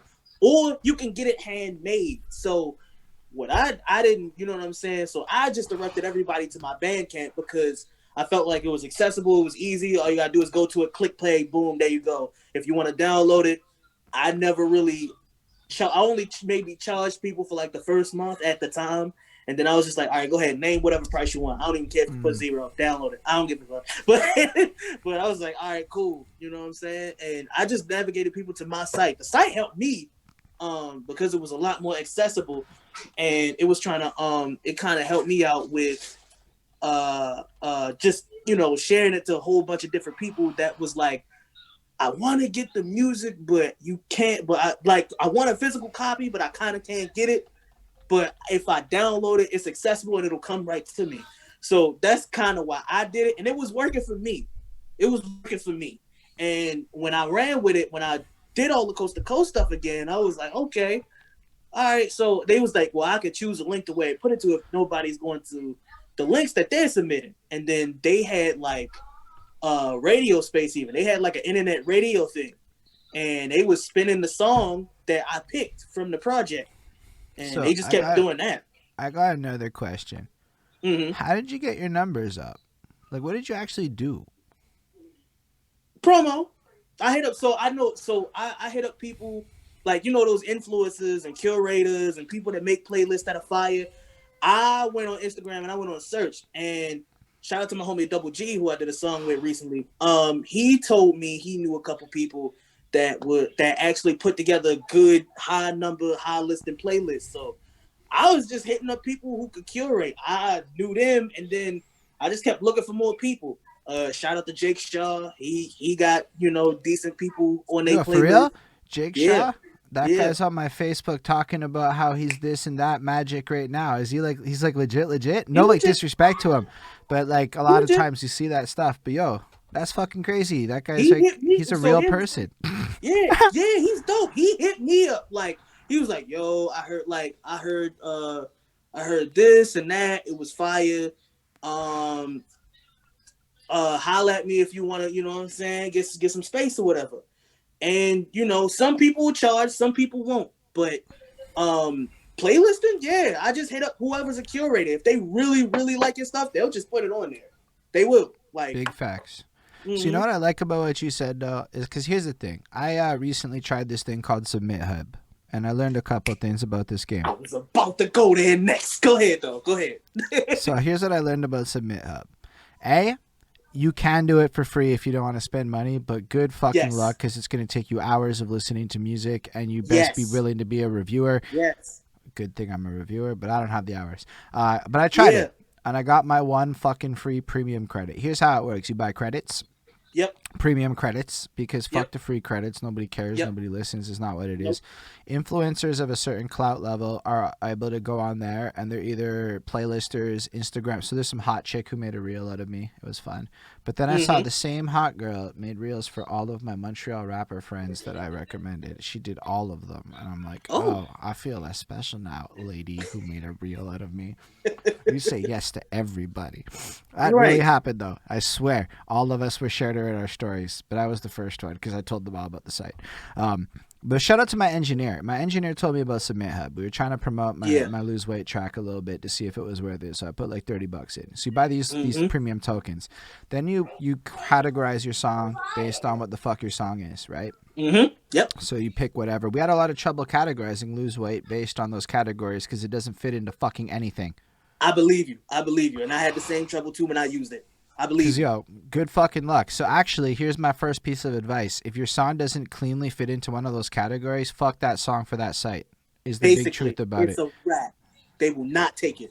I did get on a couple of shits, and shout outs to all of it. It was legit, but it wasn't worth the $30 I put in personally. But let's say you have a song that fits into a category. Now you get to browse by category. Now you have to do a lot of work, though, because this isn't just a one-off. I spammed a little bit. And then these girls hit me back and said, your song is wonderful, but this is a hoe music, all girl. And I'm like, and it was 3 fucking credits that I burned.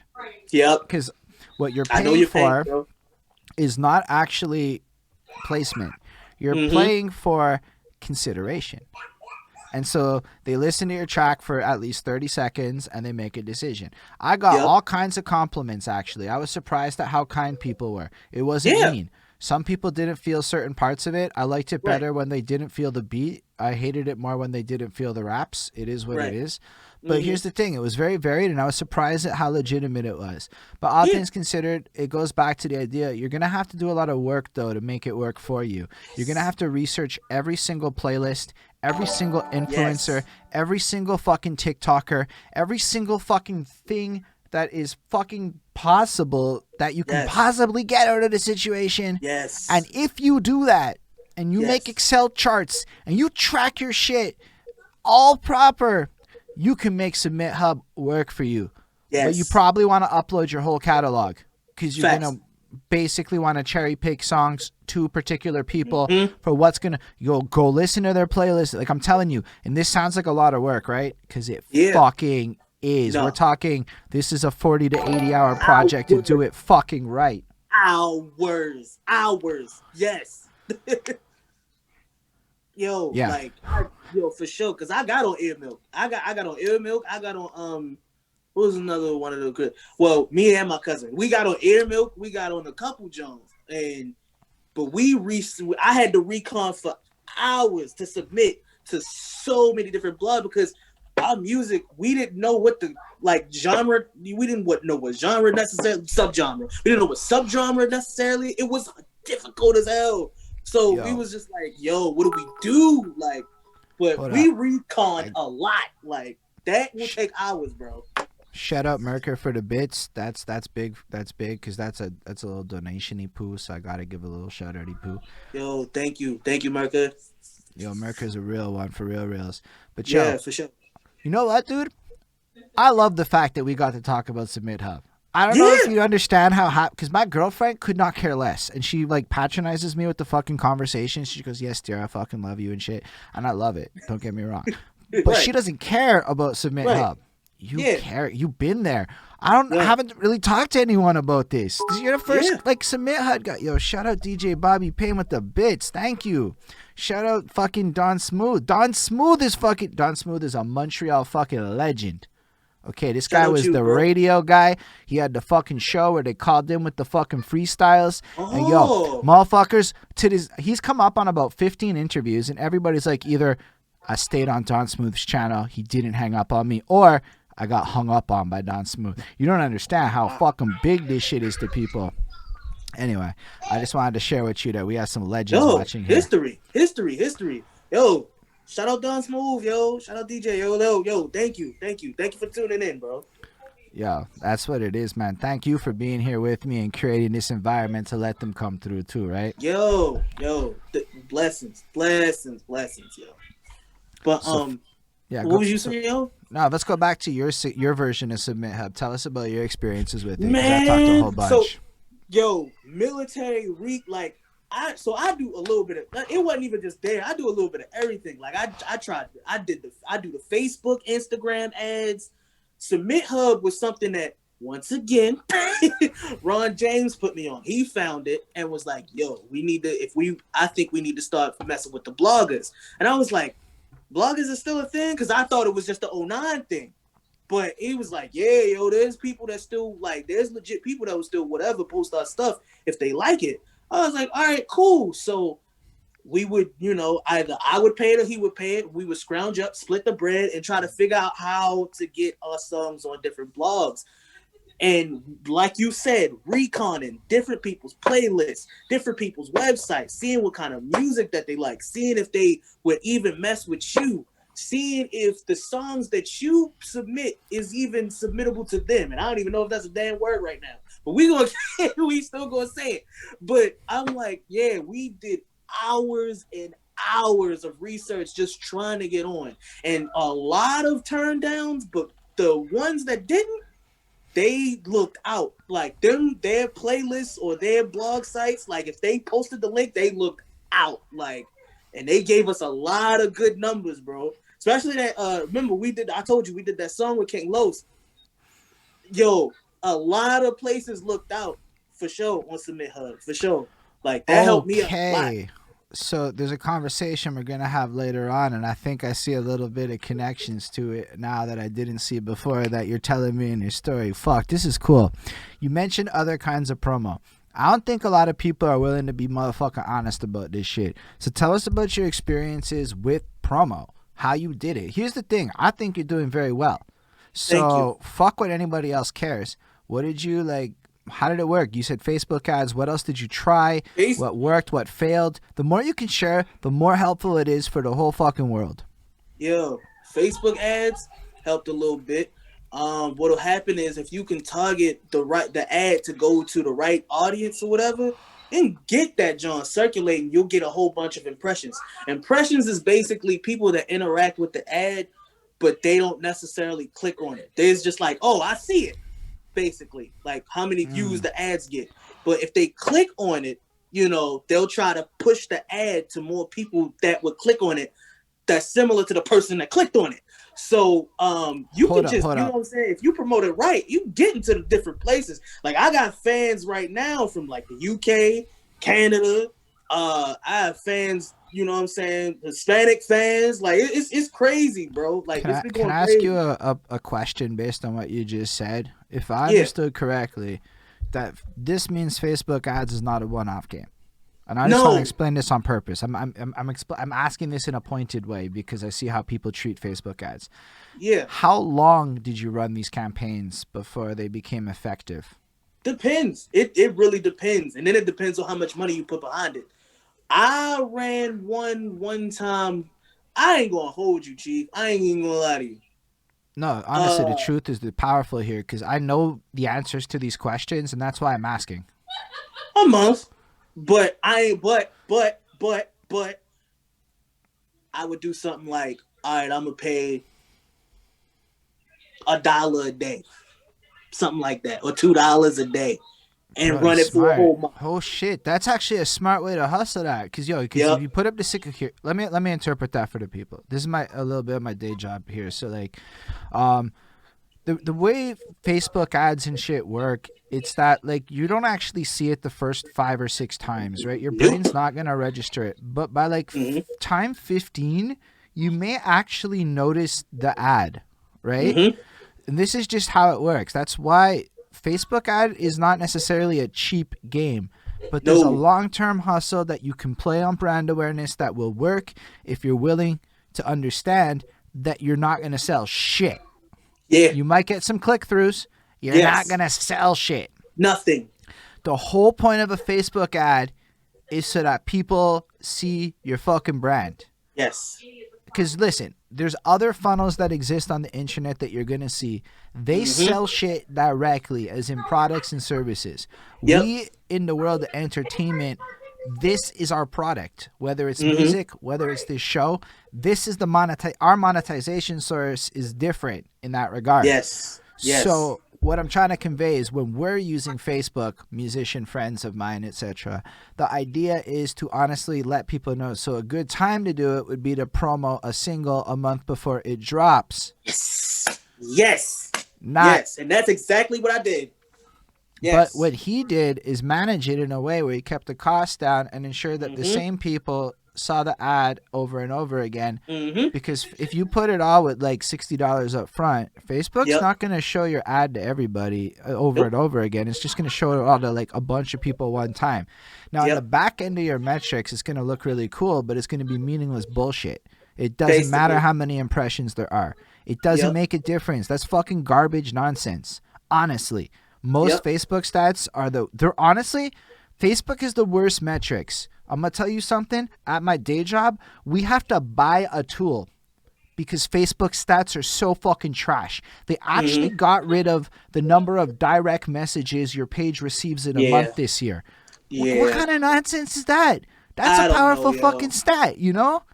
Got on my nerves. So anyway, when you look in this world, Facebook is not actually giving you real data. What Facebook knows is that my company can put up real fucking money. It doesn't give a shit about your $10 fucking budget. You're not the target of Facebook. It's not real. It's just bullshit. All that to say, what he did was with the $2 a day, caps it at $60. Most of us can probably. I'm going to try this actually. I'm going to actually test this next time.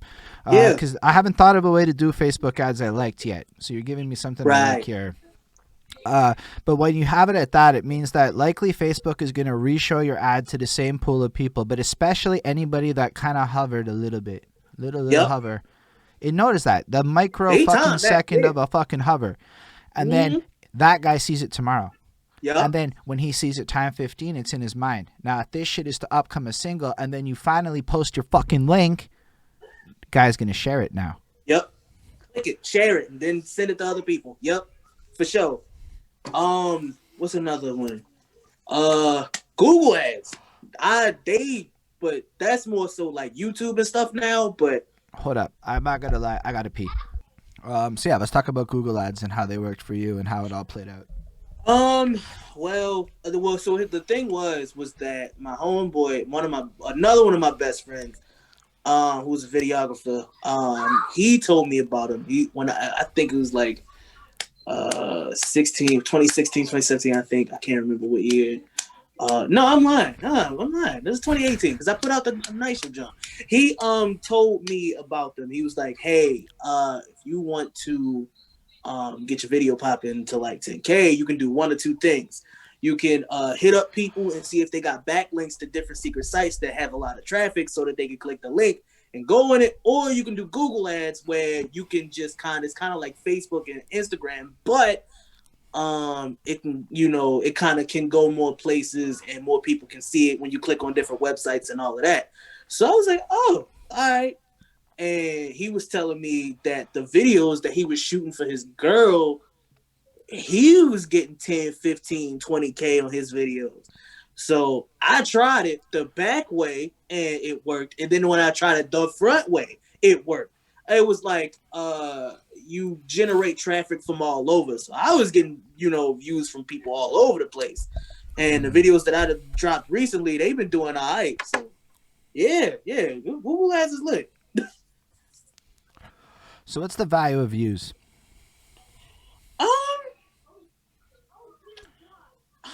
I'm trying to, I'm still trying to figure out because I don't think I made too much. I didn't make nothing yet, but I know definitely not bread. No, but I know for sure they make it seem like once you get like the silver button, that's when you start really making your bread, and then when you start getting a certain amount of views after you get the silver button, yeah, they start paying you good money. But they said the new rules now is you got 1,000 subscribers and 4,000 watch hours, I think. It's very bad money. Huh? Trust, it's not good money. Oh, Lord Jesus. I'm not allowed to say how good it is, but like I have an RPM or whatever of like 13, so 10 USD. I actually hit that with my shit. Okay. And trust, my best month is like $70. Wow. But I don't have like traffic, man. But I have the kind of traffic like in the realm of what people have. Like I have, let's say you got good, yeah. 450,000 total channel views. Trust me, when you look at the money after, it's garbage. Damn, bro. damn. I'm not trying to like break dreams. I just want to be fucking real with it. Nah, Actually, if I'm nah. gonna be fucking real with you on Twitch, on this very chat, and not to like Yeah. fucking ask for money. It's really not what this is about. But technically, I made like $1 talking to you already, regardless of whatever the ads might get happening. Plus, I'm not asking Yeah. for it, but if somebody were to choose to hit the subscribe, that's fucking money, actual money. So people with Amazon Prime on Okay. Twitch, Yeah. and I'm saying this Mhm. for you so that you can get your ass on Twitch and do this shit for Yeah. reals. Can hit the subscribe button with their Prime account for free and subscribe to somebody once a month, and that both gives that person a subscriber point, which helps them in their channel. Because Twitch is gamified. Twitch is like a video game for me. I have points I'm trying to get, and it forces you to go down this shit so that they get more money. Everything about their moves is to give fucking Amazon money. Okay, let's be real, because Twitch is owned by Amazon. Everything about it, but it's fun as fuck, yo. It's like you can't help it. You put like fucking $30-$40 worth of bits on your shit because you want to go around, and everybody loves it. You get into this culture of just throwing bits everywhere. It's fucking fun. I can't help it. I just throw bits for nothing sometimes. I don't even know why. I'm not even like that, but this does it. Yo, YouTube used to be, this is from Merker, YouTube used to pay out decent, but they scaled it back a lot, which is Yeah, I big agree. facts. But it's also because the volume changed. Yeah. It's like just fucking ridiculously, astronomically, whatever. Plus it's international, plus this, that, the next thing, plus all the money's in beauty. Yo, but here's the thing. Even with like fucking payouts, yeah, a few creators made money, but Auto Real Bank was really never on ads. It was Yeah. always on sponsorships and shit. Like, yo, my dream is to fucking set up one of those houses. Yes, yo. I don't know why like nobody does this shit. Like, yo, none of us can Yeah. afford a fucking house here, but if like 5, 6, 7 of us teamed up, we could get like a fucking house in Westmount. That's like Montreal, and like literally do it in like a place like Westmount that has one of those huge ass fucking houses, and collectively put our wealth together and build like a fucking house that exists for the sole purpose of content creation out of fucking max, like the gamers You know- and shit do. You know who kind of did that? You ever heard of a YouTube click called RDC World One? No, but I Yeah. was thinking I got it from YouTube people's like that though. Yeah, like it's a whole group is they like funny black people, but they like make like nerdy stuff. Like they do like skits and all kinds of stuff. Like they make like skits about like anime and basketball and all kinds of stuff, but they all live together in one house and they create their videos in that same house or around the same neighborhoods. It's lit. Like, and they kind of, that's kind of what they did. They put their money together and built. I don't know And how now viable it is. It also requires a lot of camaraderie. Yes. That's a hard one for a lot of people. Yeah. But I guess all I had to say, the views aren't about money. Now here I'll No. tell you a little story that happened to me during COVID. There was a lady who was not aware that I was with a partner in my life, and she, I guess, was feeling a little lonely, so we started shooting the shit, and I was like, whatever. I thought it was innocent, so I fucking sent her my shit. She's like, it's at 100 views. You know, like, fuck your shit, it must be trash. And I'm like, ooh. Wow. Because I just want to play devil's advocate, because people don't get it. Like, there is a reason to do this, and there are reasons to do it, but it's about understanding the fucking world a little bit. Yeah. So the fact is, the audience is actually just as vain as the rappers paying for views, is what I learned recently. So when they see my, what is it? Hold on, I could check that real quick. I think I'm under 10 at this point. I'm fucking pushing 10 fucking monthly listeners. I click on my profile, 12 monthly listeners. I fucking look like a loser on Spotify is what it looks like to the average person. Because here's the thing, monthly listeners is the big fucking metric. It isn't spins. So all the fans look at that as a metric of success, and I don't think a lot of artists look at that metric very well. So they're really concerned with spins and views. But like, people look at ratios on, here's another one for YouTube. People look at the ratio of likes to subscribers to comments to views, and there's like a ratio that like makes sense. And when you don't have that and you just have a lot of views, it feels funny, you know? But then you have to flip the coin. If the person's gonna laugh at you for having no views and you can't even get clicks, then are you, because I learned something doing album reviews. If your shit has like 0 views on day 1 or 100 views on day 1, it's okay. But by like week 1, any video I have that's got more than 1,000 views gets like clicked on. But the ones that don't hit 1,000 views in that first week, and not many did, they just kind of get like buried. And I think it's a psychological thing. I don't actually think it's the algorithm. I think it's people. I don't think it is, because I rank on most keywords, believe it or not. Yeah, that's a fact. So I actually rank because I have long ass album reviews. Nobody has album reviews longer than me, which is I have like a 6-hour album review about fucking Relapse, Eminem's Relapse album. So let me tell you, I rank high. But what I learned is my videos, people don't want to click on some shit that's 2 years old with less than 1,000 views. I don't know why, but they don't want to do it. So there's this degree of appearances that actually do matter. It's, yes, I know for the people on my side of the audience that are like, I'm the 3 people that do that, I totally fucking feel you. I know you exist because you're riding with me. But the big facts of the situation is the average consumer, and even myself, I'm like, looking at shit with 92 views that are reviewers. I look at their sub counts, I'm like, pleb. And it's so fucking stupid, right? Because I don't even have a platform yet, okay? I don't even have shit. But this is the truth about how we treat content, though. So, like, there is a degree of, like, if I had 10,000 views, I would get more clicks. Right. Over time. So if you think about the macro payoff over 5 years, it may be there. Yeah, for sure. And it's never like an upfront thing. I think they push that. I think they push that narrative where it's not an upfront thing. It's like you got this number, and eventually you start getting your subscribers up and everything, and then eventually those people will go back and be like, oh, well, if the new stuff is dope, what's the old stuff like? And they bank off of that. A lot of people banked off of that. Look at that. I'm banking off of that. Yeah, hey, there you go. There you go, bro. There you go. Yeah, I just trust that anybody can listen to any one of my projects today and the music holds up because I wrote them in a way where they're not fucking going to age out and be like whatever. They're all weirdly me.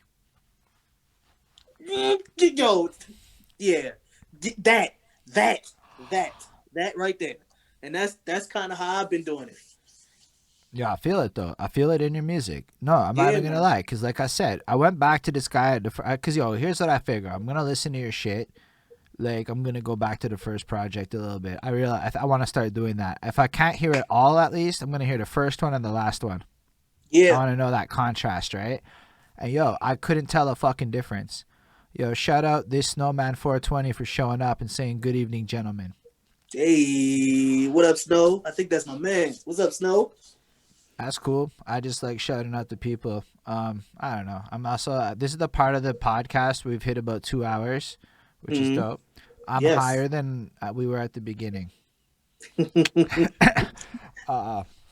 But while we're on this, whatever, this was great. I'm glad we talked about ads a bit. But what is your perception of the value of having views? That's a little bit of how I see the value, because there is a superficial thing to convince audiences you're not full of shit. Because while artists know what's up, do fans care? That's another question I never really bothered. We don't talk about. What do fans care about?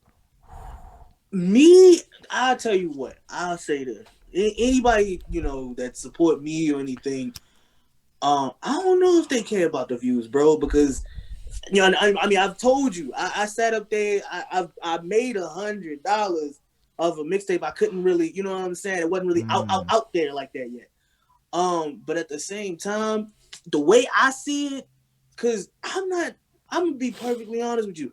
The numbers I'm getting now, I mean, it's decent. The money is decent, but it's not like I'm quitting my job tomorrow, kind of. You know what I'm saying? But I look at it like what I see the value in it is the numbers help more like sponsorships. Like they give you more eyes on. Spit that game.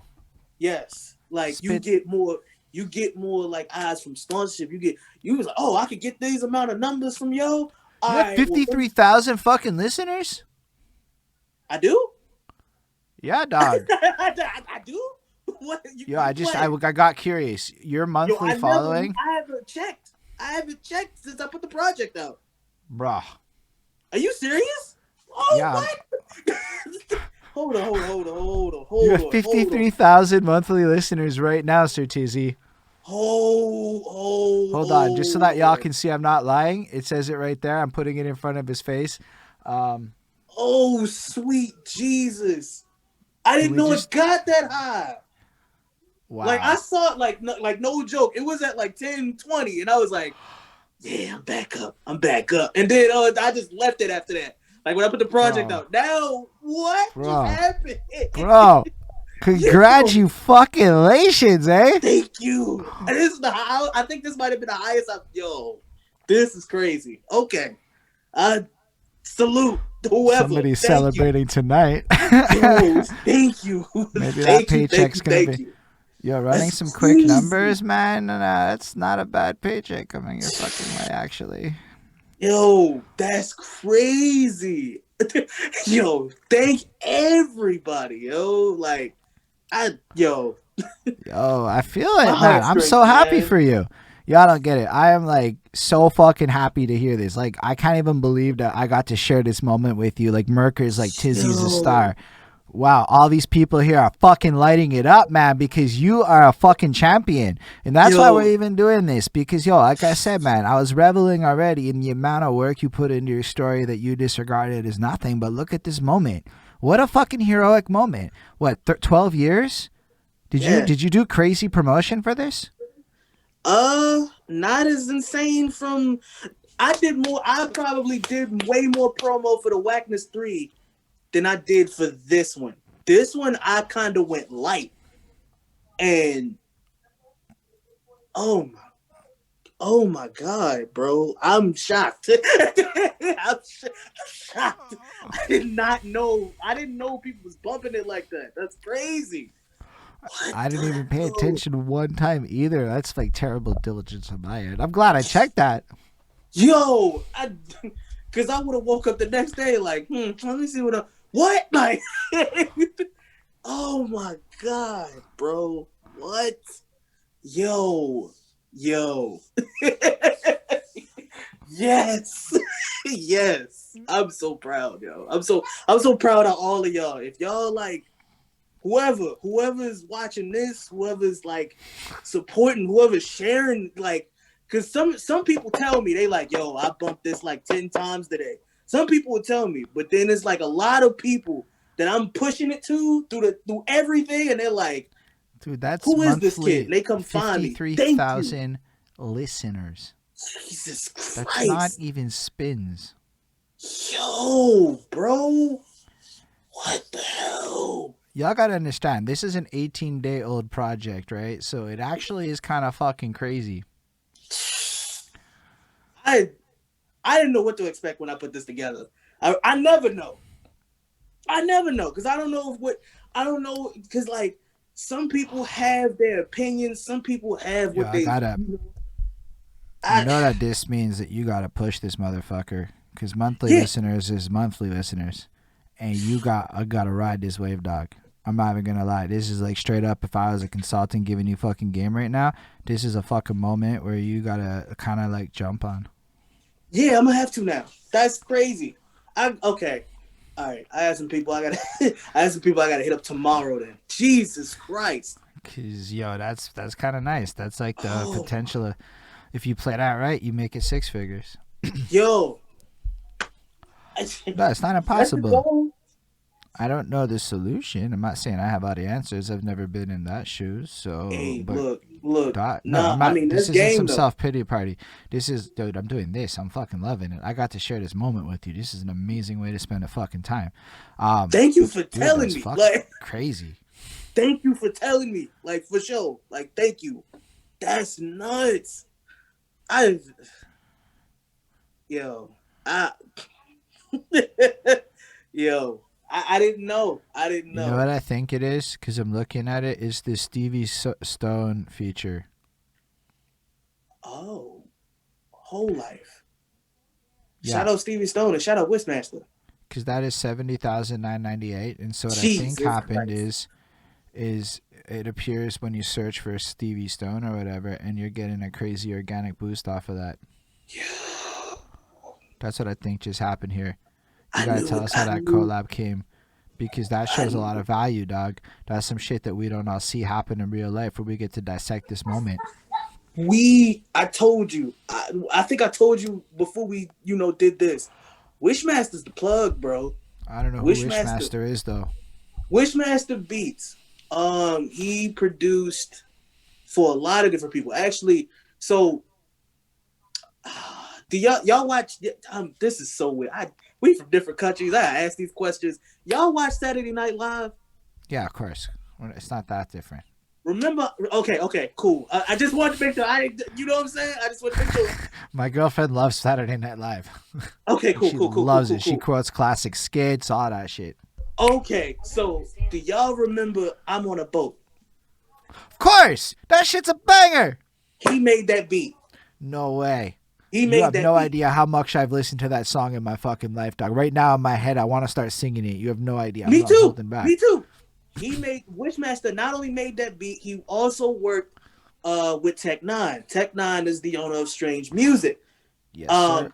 Now, Stevie Stone is actually signed to Tech Nine on Strange Music.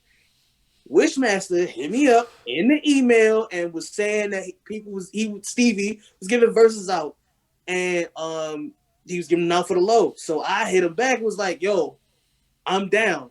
I paid whatever fees they wanted me to, and there you go. He sent me a hook, and that song. Let me tell y'all something. I read the Gucci Mane book recently. Gucci Mane bought a hook from Killer Mike and somebody else. I don't remember who it was. A fucking Bun B or something. Yeah. $4,000 to Bun B, $1,000 to Killer Mike. In his opinion, it was the best investment he ever made because it launched his career. Yeah.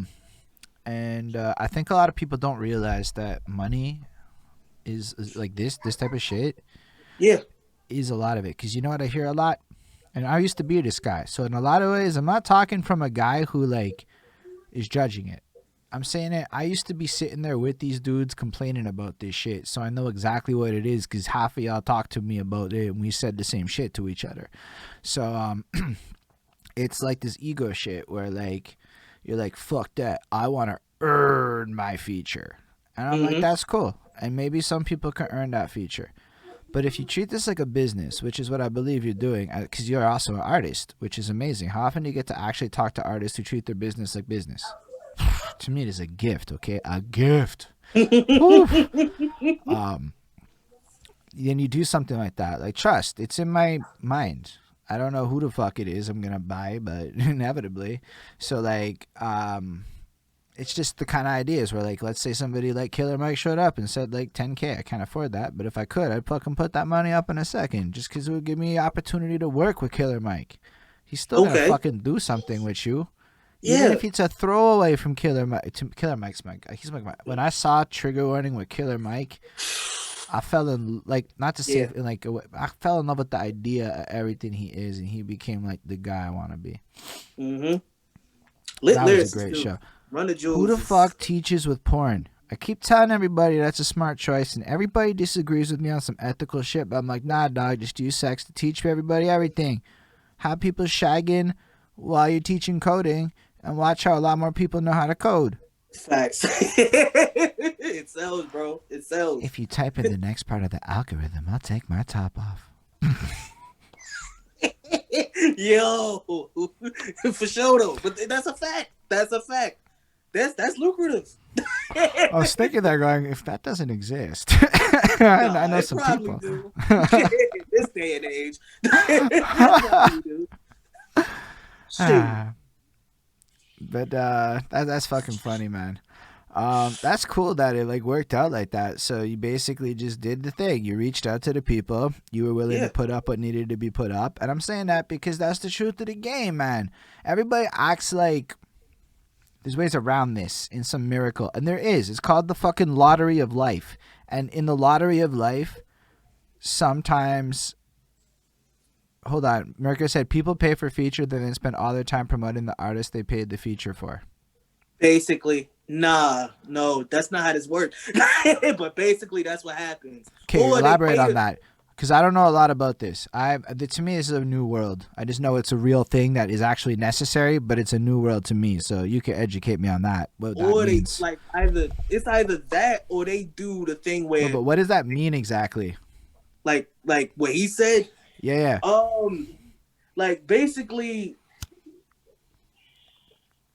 they don't, and I think it's kind of the same thing that I was about to say. They don't really promote themselves. They buy the feature to see if they can get the numbers from the artist that they're featuring with.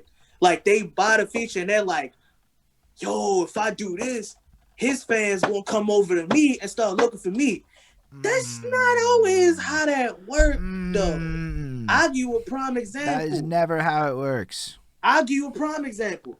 We did the King Los feature. Me and my cousin, we did the King Los feature. But at the time, same thing happened with Stevie Stone. Same thing happened with King Los. He was giving features out for the low. My cousin hit him up. We paid the bread. We waited a while to get the verse back. But when he sent it back, he sent us back some flame. Now, when we put the song up, a bunch of people, was getting verses from him, this, that, and the third. Apparently, Los at the time was living in the booth. And when he lived in the booth, these people were just putting the songs up. So you see all these songs in his feature list on Spotify. You can go look at it now. A lot of those people paid the money and did not promote the song. Some of them, they still sitting under like under 100, under 1,000, not even pushing the song. They thinking, that is actually a serious amount of appears on. I'm scrolling through it as you're talking. They paying that bread, but they didn't promote the song. Like I think when we did ours, 3 people got over 10K, and my group was one of them. Like we pushed the song ourselves. We didn't look to beg him. We didn't go to him because he did his job already. That's how I looked at it. You pay for the feature. He did his job. Now you gotta at least push to your fans and try to get more numbers for you. And then eventually it's kind of like the trickle down effect we was talking about with YouTube. Eventually, those same people, you get a good amount of numbers, then those people will start saying, hey, who is this King Los feature that's getting like 20K? And then out of nowhere, you get 30K from people just searching it. That's what happened to us. Like we promoted it like we always do with all of our stuff, and it got numbers. It's funny because it's the exact same thing with Facebook ads, right?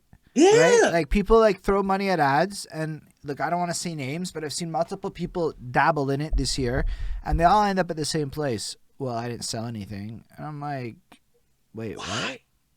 Wait, what? And then they show their, or they do the opposite. They just show a bunch of impressions and go, yeah, that many people saw that shit. No. And I'm like, yo, wait, what? No. That's not, nah, bro. Yeah, you gotta you gotta push it, yo. You gotta push it yourself. Like, I mean, obviously you know what a funnel is. Yeah. Yeah, and I understand how that works. So like, yo, like but I know for a fact, like you push that joint yourself, you'll start to see numbers. That's what was happening to me. I put that song out. I'm not gonna BS you. I put the single out and it did like 10K, and I was like, I didn't even promote this yet. I'm looking around, like I maybe got 1,000 off the first time I put it out. I maybe waited a week later and I realized 9,000 other people streamed it because they were searching for Stevie Stone features. Yeah, thank you, Dan Smooth. And then as soon as I figured that out, I pushed it. I pushed the hell out of it. But I didn't know it did what it did tonight. I don't know what. No, you did exactly it. You played social media the way it's meant to be played with an understanding of it. Look, man, I'm sitting here talking to you, and maybe there's some people watching, maybe some shit, but this is month 50 of this effort, right? Like, don't get me wrong. This is not an accident that I have this swag that I have on camera. This is month 50. Within like 2 days. Now, so like it's fucking how it works though. So a lot of people come into this with this expectation of like quick turnarounds, and I'm like, because listen, like you gotta understand, like just let's take Facebook as one more time. there's a limited amount of real estate. Do you know why there's Facebook ads in Messenger? Yeah. Because they ran out of space on Facebook. They had oversold the amount of ads that was available with regard to the real estate, had a giant problem. So then they announced that they were going to put shit in Messenger. The stock price went up. They moved the ads over there, and now there's ads in Messenger. There's ads in Instagram. There's ads in the stories. There's ads. Because, that's what they do. But who do you think pays for this? Do you think that just to keep in mind for everybody to understand Facebook, Facebook is a weird place right now because what used to cost $1,000 costs $5 today, and it will cost $10 next year, and it will cost $20 the year after for the exact same value. Do you know why? Multi-billion-dollar corporations use Facebook, and guess what the average age group of Facebook is? Old, not Holden old. Old with incomes. The average salary on Facebook is 100,000 plus. Yep. Those are all real metrics, but what it really means is if you're a low-end rapper, you got to understand what the fuck you're doing in terms of playing a game like that. It is not about, I never started Facebook ads because I did not fiscally hit a place where I felt I could endure, like, a $200 a month for 3-year campaign kind of thing. Yeah, nah, I couldn't do that either. Not right now, but like I said, that's what I did. I did the $60 joint, or I did the $30 joint, and I just seen what happened, and those algorithms just started lining up, and then more people started seeing my stuff. More people started clicking on the music. More people started hitting me up. And I was like, okay, all right. So, just to point it out, though, that was dead on Facebook. Facebook changes every year. There's a quarterly... They release this report every March when they do their stockholder shit. Actually, it's part of my day job, so I actually read this report every year to see what the fuck's up with organic, because my job is organic and not paid. Right. So when Facebook goes, and we're throttling organic to 0.2% of your reach, which is what they said this year, which means 0.2% of your followers and likes will organically see it. So that means if you have 100 people, 1 will see it organically, meaning that you can share it and blah, blah, blah, and whatever. But it means Facebook wants you to put money into it. It's all Facebook cares about. So Facebook marketing and organic, they're just words that should never exist together. Twitter is virality going for it, but it's a weird one because, I've never used Twitter yet. I haven't used Twitter yet. It's just random. I don't know either. Instagram is cool if you know how to work it. IG is dope. You know what? You know what's a good thing for Instagram for a low-end person to do, or even I guess a Don Smooth could do this if I'm thinking about DJs, is the one that using IGTV. So I started doing a lot of freestyles more, these contest entries on Facebook. There's these TikTok too. Everything that works. Okay, TikTok's complicated because it's got the 1 minute, but TikTok is testing a 3 minute. And when TikTok hits the 3 minute, I'm going to fucking murk it. I'll take 3 minute clips of shit like this and fucking flood it. But with 1 minute, I tried it and it was trash. You can't get enough out of 1 minute for what I'm doing. But let me run through it. So Instagram is really fucking good for super visual shit if you want to have a nice visual, beautiful layout on your campaign, or you're good at that. But the other side of it is you can combust rhymes and basically do short videos. So all of my music videos are available on Instagram TV. And hashtags matter on Instagram. Yes. People actually search via hashtags. So if you're a rapper, put rapper. Put Montreal rapper. Because people search via these hashtags when they're looking. So a Don Smooth should put Montreal DJ in every fucking post he does, so that he's always fucking appearing in the conversation whenever anybody's looking for a Montreal DJ. Because on Instagram, that's how it works. TikTok, I'm new at. I don't fully know TikTok. I know that I can rap on it. So I bought literally, hold on, I can't find them. I bought shitty headphones with a mic in it for TikTok. I bought this literally because I everything I have is too fancy for TikTok. Yeah. But with this, you know what's fucking nuts? Everything I have is too fancy for TikTok. I had to buy this bullshit that everybody has just so I can fucking rap, because people do these fucking things, these duets, producers and shit, dropping beats, motherfuckers spitting bars on it. And trust, if you old and you sitting there and you're like, that's not very cool. Trust, you're wrong. Everybody's on that shit. It's fucking big business right now. It's where all the money is. Yeah, bro. And highlight some influencers while you at it. If you want to get some, you know what I'm saying? They'll help. But yeah, basically for music, I would say TikTok is huge right now. Yeah. I haven't started doing what I'm supposed to be doing on it, but it's a lot of the duets right now. Like Token, the rapper, put out this shit where it's like he'll be like, I'm gonna come through and I'm gonna do a couple bars here. I'm gonna make it sound fucking lit. Now it's your part. And then he leaves it open for a little bit and he looks at you like, yeah. Then he comes back in, lock it down another bit, keep it, and then like drops the little bars, it keeps it open. And then you come through and you fill it and you create the duet. And this fucking ecosystem is popping because all it does is it takes that producer, dude. Yeah, this is where if you're smart, you start linking up with your local producers. You start hollering at every local producer you fucking know right now. And you fucking explain to them that you want to get some exclusive shit on TikToks for challenges. Yep. But you want to use their shit. So you go up to them, they're uploading. Because motherfucking producers, whether you know it or not, are stealing the game. That's my theory. But like right now, the producers is dropping their shits on DistroKid. Just putting up beat tapes for motherfuckers to steal. So that's all on fucking TikTok, right? Because they're all trying to go viral on this next fucking rap challenge, and it's working. Yeah. This is great shit, man. Nobody like, I never get to talk like this with anybody. This is fucking fun. Yo. This is a blessing in disguise, bro. I'm loving this. I hope y'all are watching it because you guys seem to be fucking vibing on this. Are you enjoying social media conversations with Holden and Tizzy? I hope y'all are. Because, it's at 15. I'm not lying. It's like seriously sitting there. It's not dropping or anything. So I'm sitting there like, we talking social media marketing. This is like, nobody wants to talk about this with me. This is fucking cool. This is what I do, yo. Like, that's how I get up. Like, so it's, you know what I'm saying? I understand, bro. I understand. I thought it was just me that only got excited about this stuff. Nah, dog. I actually gauge people a little bit on this kind of thing. Like, look, this is what kids do. I talk to kids. This is second nature to them. Yeah, bro, I'm on everything, dog. I fucking upload the video here, and I use the fucking thing here, and I do that, and I'm like, yo. How am we doing this? Yo, I'm dropping my old man contest on Facebook. They last a month.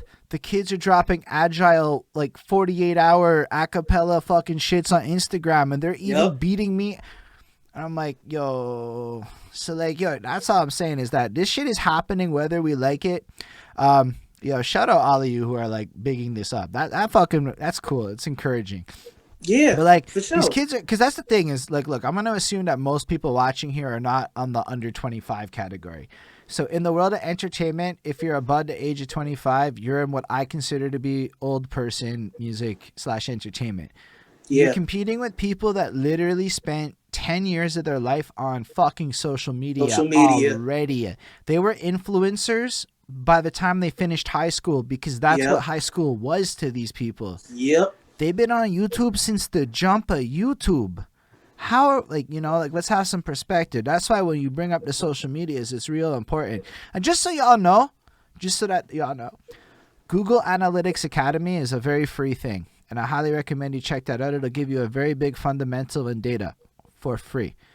Hootsuite Academy, that's Hootsuite, the social media tool, is also very free. And it will give you a fundamental and all this shit. All this basics. And then type in Coursera, and it's full of free courses also. If you just remind me after. But Coursera. You know what? I'll fucking type it into the chat for everybody. That one's a little harder. But that bullshit, I took a content marketing course on that for free this year, earlier in the year, because I was trying to I did it on my own time. It was fucking free. All this education is just fucking sitting there. Like, because sometimes people be like, Holden, you know shit. And I'm like, nah. I once took a vacation and spent 40 hours on LinkedIn learning. That's it. That's it, right? Like, I just did it. I just did the boring. Yeah, I did a YouTube campaign. Here's the thing. I'm minored in PR, so I understand, bro. I understand. I'm minored in PR. So I kind of get it. Like, I had an internship. I worked with the lottery one year. So state. Did you? Yeah. Tell us about that. Like 2012, I was still at Morgan. I was an English major, but I was like thinking about doing something else because, but instead of dropping it, I was like, all right, I'll pick up a minor. And I I was in a library one day. A lady hit me up and came over. It was like, hey, I got a flyer for somebody if you need an internship over the summer. So it was for the lottery. I went and did that. And I was sitting up there, you know, once I got the internship, they hired me for the internship, and I was helping people in the warehouse. I was learning about like how to PR, like how to have basically clients come back and invest in their business and things of that nature. I was helping writing press releases for people that won money. Like it was lit. It was lit. So I learned a lot. So I took that in consideration and I used it. You know, I use a lot of that in my, you know what I'm saying, my day to day with this shit. I wanna know the top 3 things you learned. How to have people come back and invest in your business. How to write a proper press release and not use anybody's name or information. And what to do in a crisis situation to where somebody wins, but the person is kind of like out of control. Like Does they that don't happen? want. One time, yeah, somebody won money. The mother won money, and the kids was like, "Yo, come on, yo, we got people out here. You can't be doing all that extra stuff. Talk about getting on the camera. You gotta calm them down." Yo, it was crazy. I get it. No, I get it. So I also hear, just so you know, that you became a hookah kid that year. Oh. Okay. Oh my god. But yeah, like yo, I learned a lot. I learned a lot from that. That experience. It was only for the summer though, but yo, best job I never got paid for. Yo, but you got education, yo. Something I realized is, so I'm in white collar America. I call it that because what's the difference, right? These companies are fucking international now. I'm in middle management, which means like I'm actually the guy who tells the call center what to do type shit. Not the okay. You know, I have my own like projects I run and I'm responsible for XYZs. My boss is like, Holden, you need to stop doing the work. We need you to be more strategic, more planning. It's fucking boring, dude. I hate it. But like, you know, it's actually really smart and useful. So that's why, you know, project management's fucking key, by the way. Yo, you want another one? You want another one? Yeah, I know. I just kind of just like, I just let the hookah kid thing go because that's fucking. It came from the comments. I don't even know what the fuck that means. I'm not even gonna lie to you. I just said it out loud, and then you reacted, so I felt like, okay, people understood that shit. I didn't understand that shit. Oh my god, man! Oh my god! It's fun times, man. You fucking crushing it, Mr. 50K monthly listeners champion right over here. Hey, listen, man. Yo, big up, bro, because I had no clue. You know what it does, though? It fucking adds so much validity to the social media conversation, right? Yeah. Because, like, you don't have somebody get a fucking hit in the middle of the conversation. Yeah. Yeah, like, what? Yo, like, yo, it's lit. It's super lit. So apparently one of your first freestyle nights was at a hookah bar right behind the Townsend Mall. Who said that? That is the Snowman 420. That is my homeboy from Philly, and yes, he is correct. He is correct. I mean, I'll tell that story because I almost battled somebody then too, and they walked off. So Yo, tell all the stories, man. We crushing tonight. This is a great night for me. So here's the thing. He was there. He might tell it in the comments before I get it out. Nah, so you're gonna do it either way. We got what's this called? We went to a hookah. There's a hookah lounge that was in Baltimore called House of Nights. It's on the county side. But we went there, you know, to have some fun or whatever. But I knew the owners. I met the owners the last time because we was just walking. We was walking trying to get food. And, you know, I think I was just randomly rapping or whatever. One of the owners freaking heard me. It was like, hey, yo, you sound hard. Come through. And he had a microphone and, you know, and turntables and whatnot. So I was just, all right. And we just sat in there, you know what I'm saying? We just kept freestyling for like hours. So the first time I actually had a show, he heard that day he heard me freestyling the first time. He was like, "Yo, come through such and such night." I think it was like a Friday night. Come through, and we'll go ahead and we'll just start. You know what I'm saying? We'll let you rock on the microphone. I was like, "Say less." So we pulled up that night, gave us free hookah and everything, and I freestyled. You know, I did one of my songs or whatever. I did one of the songs from the Wackness One, and it went. It was crazy in there, right? We about to leave the spot. This really tall white dude tried to hit me and he was like, "Yo, I heard this guy." He was like, "I heard this guy inside. He sounds all right. I want to hear him now." I was like, "What do you mean by now?" He was like, "Yo," he was like, you off the top?" I was like, "That John." I was like, "I was off the top in there. What you think I ain't gonna do it out here?" He was like, "I want to hear it." Went like 24. He was just like, this guy, I'm coming for you next time," and just walked off.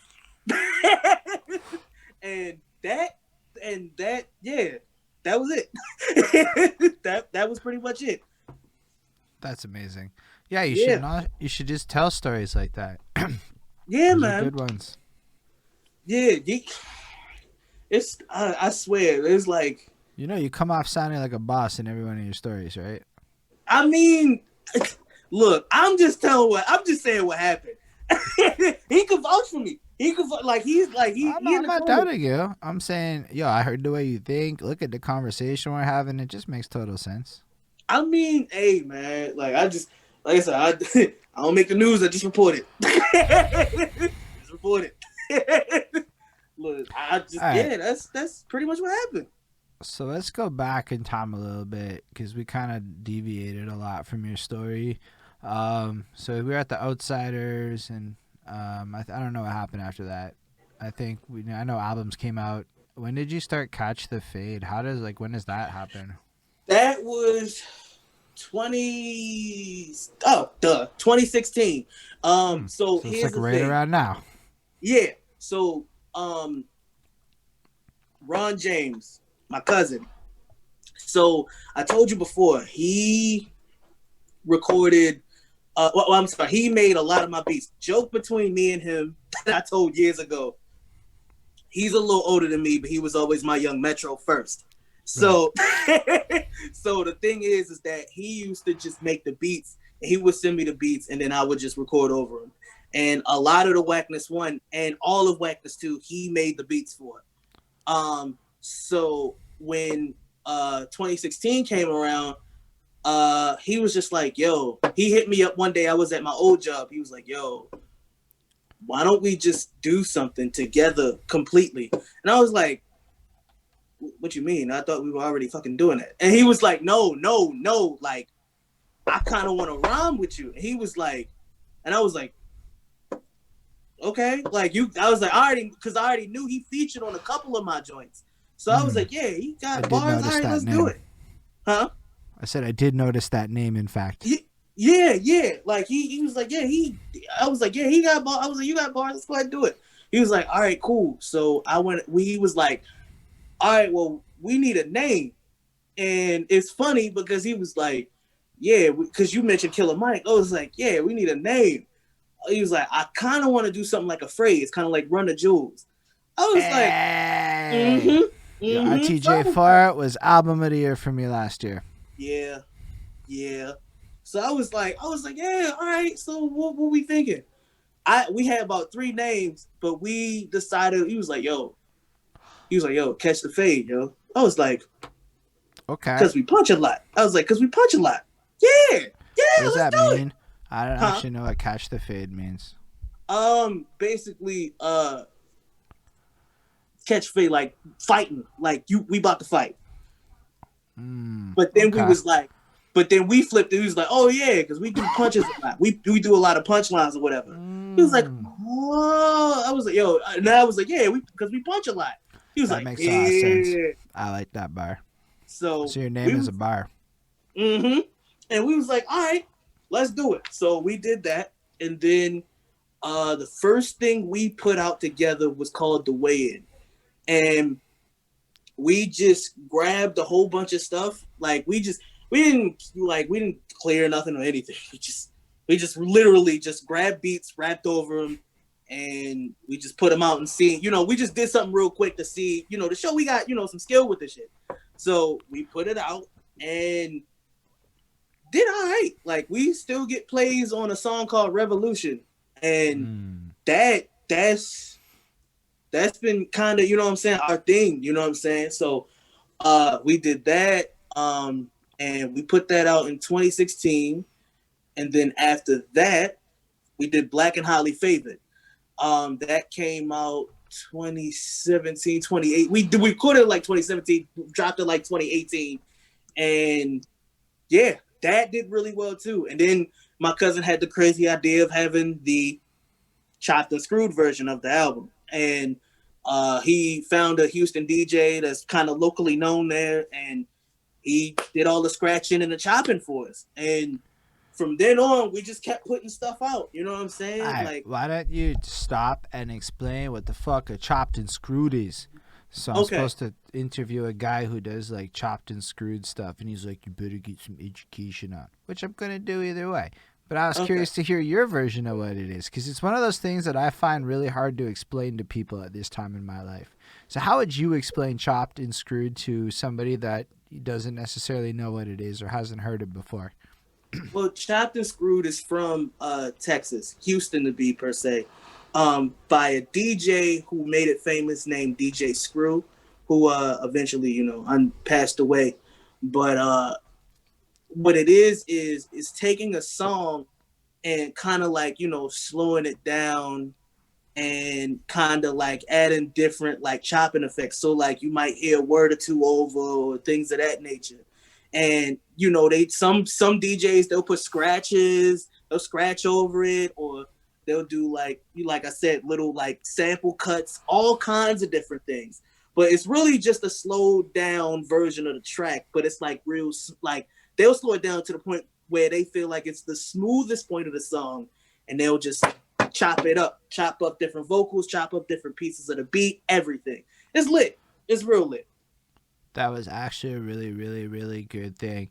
And then because Merker says you got to sip scissor up to understand it. And here's the thing. Yeah. I wanted to argue with it at first, but here's what happened to me one time. I'm doing this podcast. Like, we're talking early on. Like, we're not even on camera yet. The first 10 episodes, not even on camera. And I had a cough. So we had cough syrup with codeine in it. You just happened to have it there because it was in the file. I never drink this shit. It tastes like fucking ass. I don't want to drink it. So I misread the bottle and it said 2 teaspoons, and I gobble on down 2 tablespoons of this motherfucker. That I'm letting you know right now. That was 100% enough to let me understand chopped and screwed music for the rest of it. It was one experience, and I remember got high, and all of a sudden this wavy shit it hit. And I thought about, like, Bad and Bougie and all that shit. Oh, Bonnie, my girlfriend's like, I only bought it because it must have been on sale. Oh, my God. Either way. So I basically got high on lean, and then we recorded the episode. You can go find it. I'm not going to tell you which one it is. You have to go digging in the crates a little bit. But there's one episode where I'm effectively wasted on fucking lean, and I was the happiest motherfucker ever. I didn't know. And so when I listen to the chop, and it's crazy because I did it one time, and for the rest of my life since, and we're talking like 4 years ago now, I kind of still understand the vibe. When I heard the chopped and screwed earlier, my brain almost went right back there. Now, I don't want to encourage anyone to do drugs, but I can tell you I had a very similar experience with MDMA and rave music. I feel you.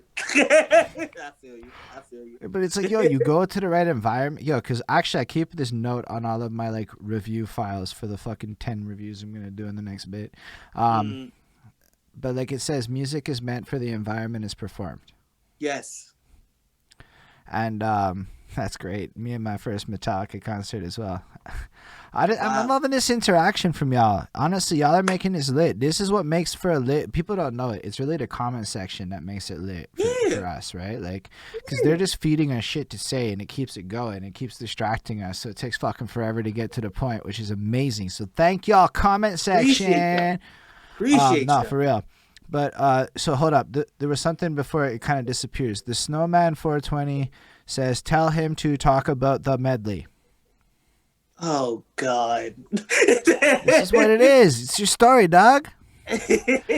All right, so this was that was around the time of the SoundCloud phase. So I actually put out 4, but the one he's referring to is probably the first one. I put out these songs to whereas how do I put this? For 16 bars apiece within a 5-minute span, well, 3 to 5 minutes usually. I think I made one like 7 just to see how it would go. But I would take I would take a song and just do like maybe 16 to 24 over it, and then add it, like kind of like mush it together with another song and then another song.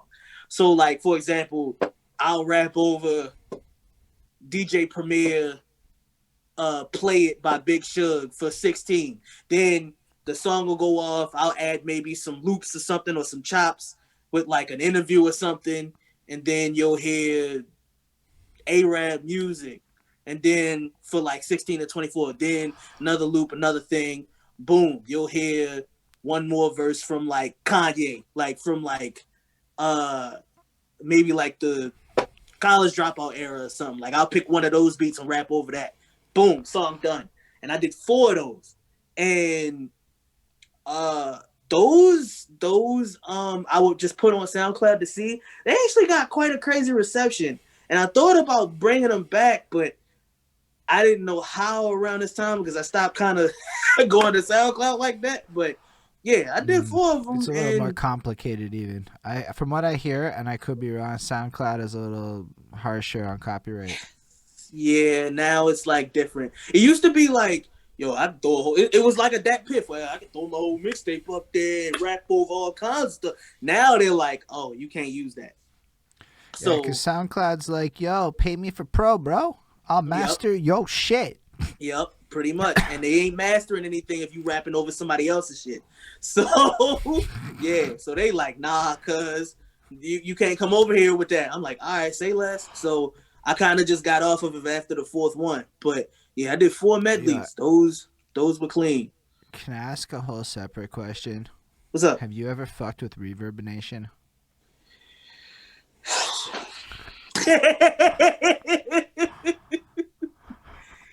Yeah. I love that reaction. That is the best. That made it worth it for me, even if nobody else knows what the fuck I'm talking about. Fucking Reverb Nation. I sure did. At one point, I was like, what, number 10 in my region? I logged into. So what happened was, for me recently, that's why I asked this, because it's on my mind. Homeboys are actually using Reverb Nation. I don't want to say names or cast judgment. Yo, it's actually a pretty solid platform for working around some of these issues, actually. Shout out to Snowman420 for the follow.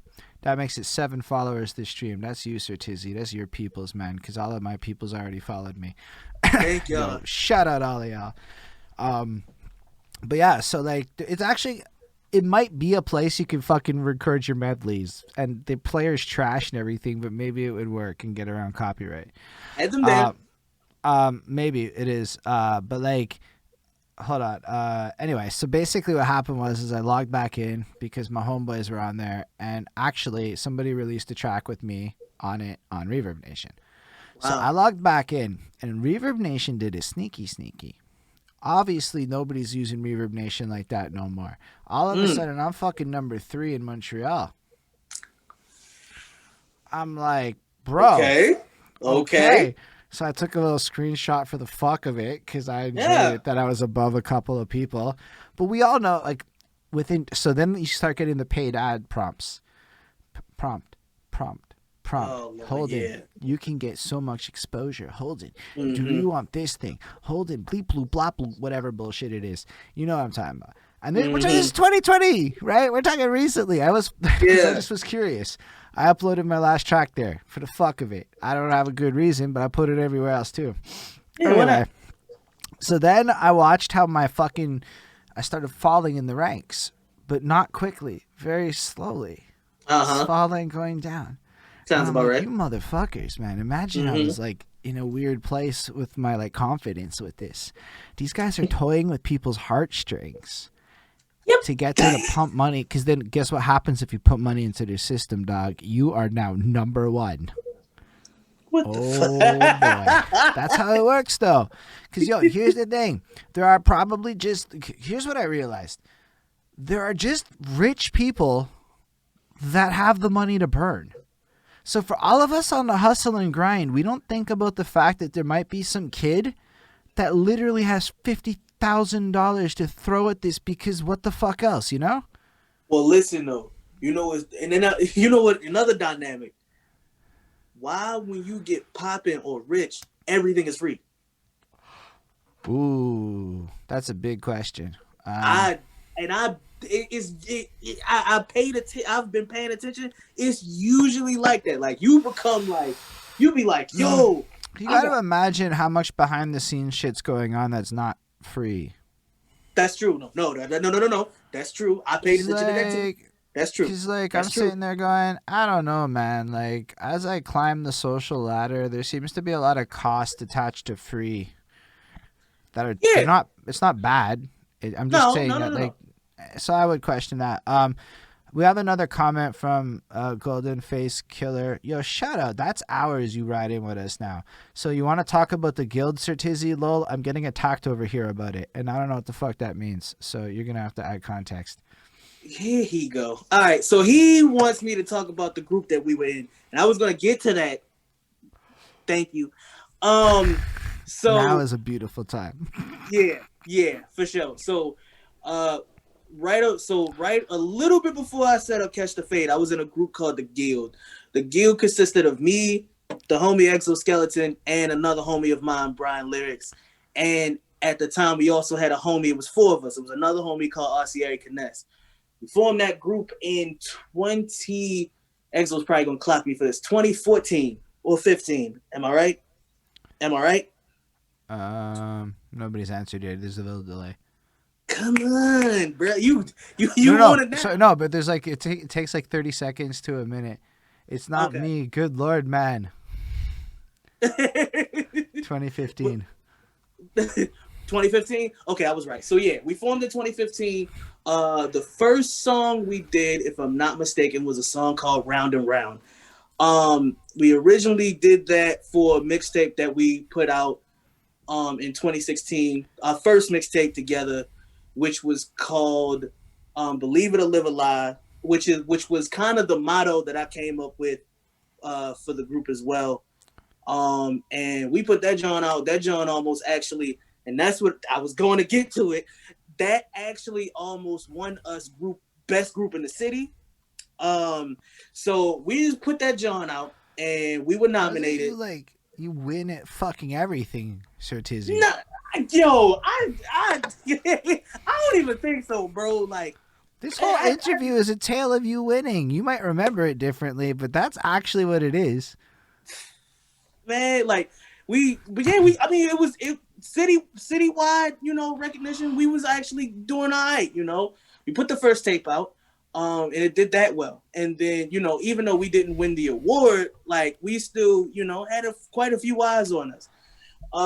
We put the second project out. We put that out. That's called Invaders. That's still on all streaming platforms and everything.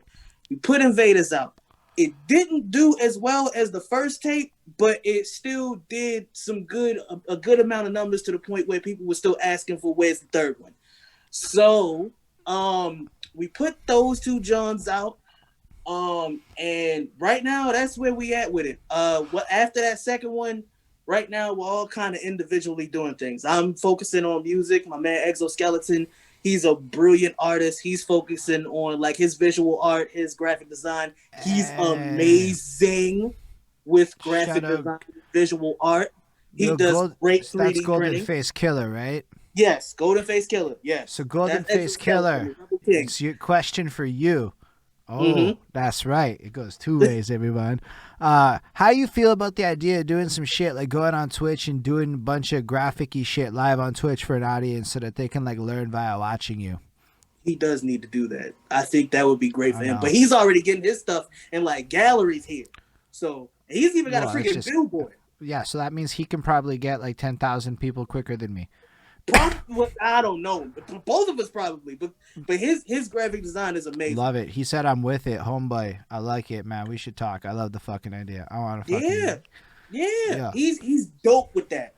Brian Lyrics right now, he's doing a vlog. They both actually put out EPs. Okay. Sir Tizzy. Ghostface Killer, he put How out do an you- EP. Huh? How do you? Okay, finish shouting out your friends. I'm being rude. Oh no, I'm sorry. So Exoskeleton put out an EP called the Black EP. That's on Audio Mac. My homie Brian Lyrics, he put out an EP called For All Seasons. That's on all streaming platforms. And that's Brian with a Y, not an I. And he put out that project. He put out For All Seasons. That's on all streaming platforms. They all, you know what I'm saying? They're dope. They're talented. They're from here, like from Baltimore. And yeah, you know, that's where we at with it right now. We still a brotherhood. Those are still my brothers. We haven't really, like I said, we haven't released a third project or anything as of yet because we've all been focused on different things. But yeah, those are still my brothers. Two projects. That's not an insignificant feat. No. And the second project was longer than the first one, and all of it was produced in house. Exoskeleton is also a dope producer. He made half the beats. Brian Lyrics also made half the beats. Yeah, so there you go. That sounds fucking fire. Yeah, he's dope. They're dope. You know what I like about you, Sir Tizzy, is you understand the value of friendship and working with motherfuckers. Yeah, absolutely. Your entire story has a lot of success, but it also has a lot of working with people. Yo, I'm Myself, down. That's 'cause I'm usually down. I have a lot of failure in my career, but it also has a lot of not working with people. Oh. No, it's okay, because now it's killing it, so I don't fucking care about the past. I was just learning lessons. I get to sit here and say that shit on an interview because it's the fucking past and I don't have to worry about it, you know what I mean? But I mean, it's dope, though, that we even having the convo, so, you know, there you go right there. That's what it is, because, sometimes people come into the game a little late. One of the most inspiring interviews I had was this guy that literally, he was, like, homeless until he was almost 30. And then, like, he basically started rapping at, like, 37. And he's still in the game to this day. And wow. I'm like, you know what? I'm not that old. I'm not that old.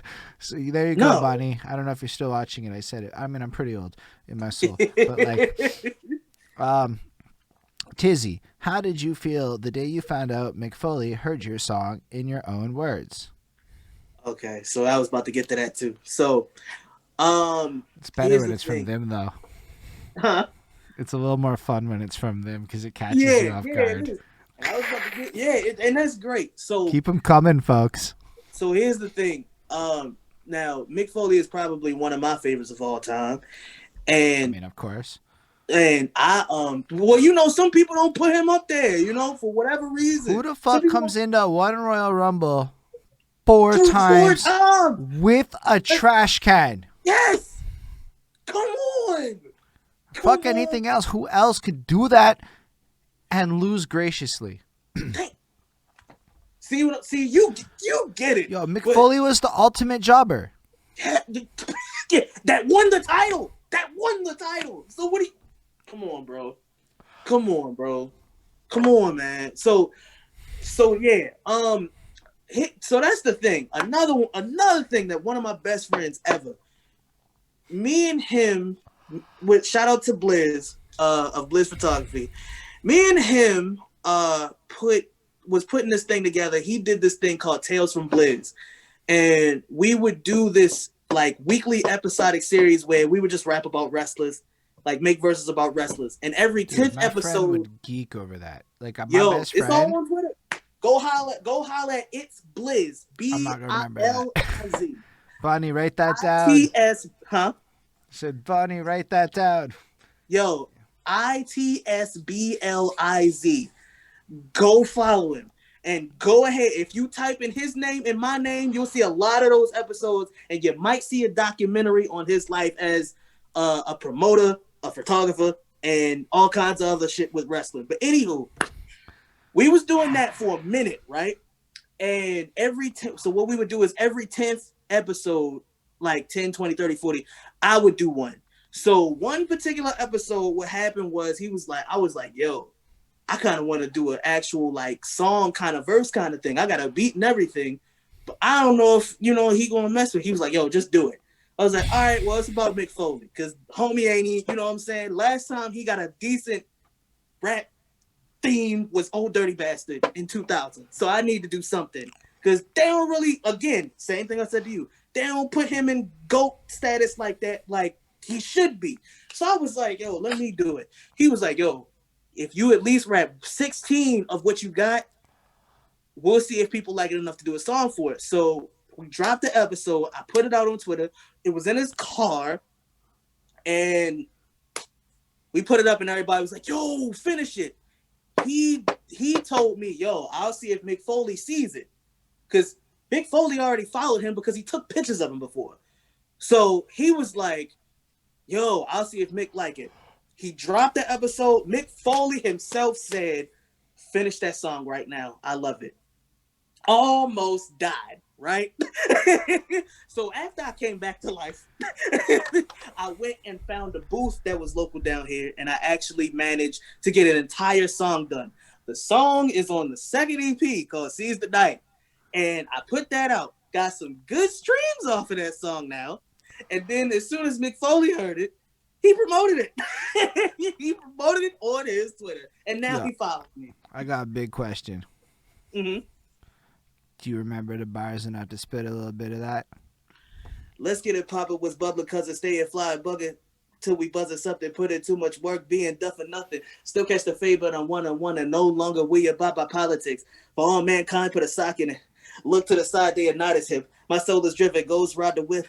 Off the dry is the habitat. Although well wishes in the water ain't a habitat. Keep it positive, I ain't mad at that. Since all these pricks that they playing off the cactus jack, relaying the message who's running this. Going right through the cage, you stunting kid. I refuse cuz by a large margin, let the tie-dye show this dude love right now. Black Mick Foley in this bit. What? Black Mick Foley in this bit. Bang, bang. Black Mick Foley in this bit. What? Black Mick Foley in this bit. Bang, bang. Black Mick Foley in this bit. What? Black Mick Foley in this bit. Bang, bang. Black Mick Foley in this bit. What? Black Mick Foley in this bit. And never used to think we're hardcore till we flip off the wall like it's parkour. Yo, you know the deal if it costs more. Yo, I'm hood, pull, cars, draws, force, two arms to the head. DDT, killing everything that you want to see to be. They ask what life really mean to me. Still being everything that they can't be. Claw mandibles in order to be champion. In the hood for my life and my family friends. Stunning everything, I'm the father of a mannequin. Giving them faces, tell them consider the mannequin. Breaking the New York Times within the New York Minute. Just the goal of mine as I use the pen and we got it locked. The West Side and Connor Holler Nash, me and Ron the Rocket Sox. Black Mick Foley in this bit. What? Black Mick Foley in this bit. Bang, bang. Black Mick Foley in this bit. What? Black Mick Foley in this bit. Bang, bang. Black Mick Foley in this bit. What? Black Mick Foley in this bit. Bang, bang. Black Mick Foley in this bit. What? Black Mick Foley in this bit. Bang, bang. Yo. Yo. You got people lighting that comments up. Shit's fucking lighting up in here. We got a Ric Flair. Woo! Up in those chats. Let's go. My fucking word, that was quite worth the fucking... Whew, that was a good time, man. I could almost feel the beat and everything. It was riding that proper. Mm-hmm. That was nice. That was a good Thank you, bro. Thank you, bro. You can just picture that YouTube clip, because Chris don't use this part. That's where it ended. Just fucking like how Sir Tizzy got Mick Foley to follow him, and it just ends on that fucking phrase snap. Bow, bow, bow, bow, bow, bow, bow. It's lit, bro. I was shocked. That's fucking fire, my bad. That was a great moment, dude. Wow. That was crazy. That was a crazy way to bring us past the 3-hour mark, dog. That's the real fucking champs of this interview series. Yo, because you can't, you have to be interesting to hold it down past 3 hours. I be thinking, you probably talk too much. It's full boring. You just be telling and saying any old thing. But, I appreciate everybody rocking with me, bro. That's for sure. I appreciate it. You just, listen, we talked about, social media shit. You held your own. Talked about everything. I'm not even the biggest wrestling person no more, but, it's fucking fun to talk about and shit. And I like it when people get passionate. Big question. Do you remember the John Cena diss freestyle? John Cena diss freestyle. Who said that? That would be the Snowman 420. John Cena. Oh, I can't remember that off the top of my head, but he talking about if I battled him when he was still doing the rapping in 03 and 04. Oh, damn. Yo, I can't remember that joint. But I remember it was a night we went to I was at his house. He used to live not too far from me when I was still living with my mother, before he moved to Philly. And I went over there and we was talking about how he was like, yo, Cena hard, but what would you say if you got to do that? And I was like, well, shoot, I don't know. And I just bounced a whole bunch of ideas off the top of my head. And I was just, I was like, I'll rap over his joint. And he played like the Cena beat that he was using from like 03. And I was going in for a minute. But yeah, I can't remember what it was off the top of my head. I have a question.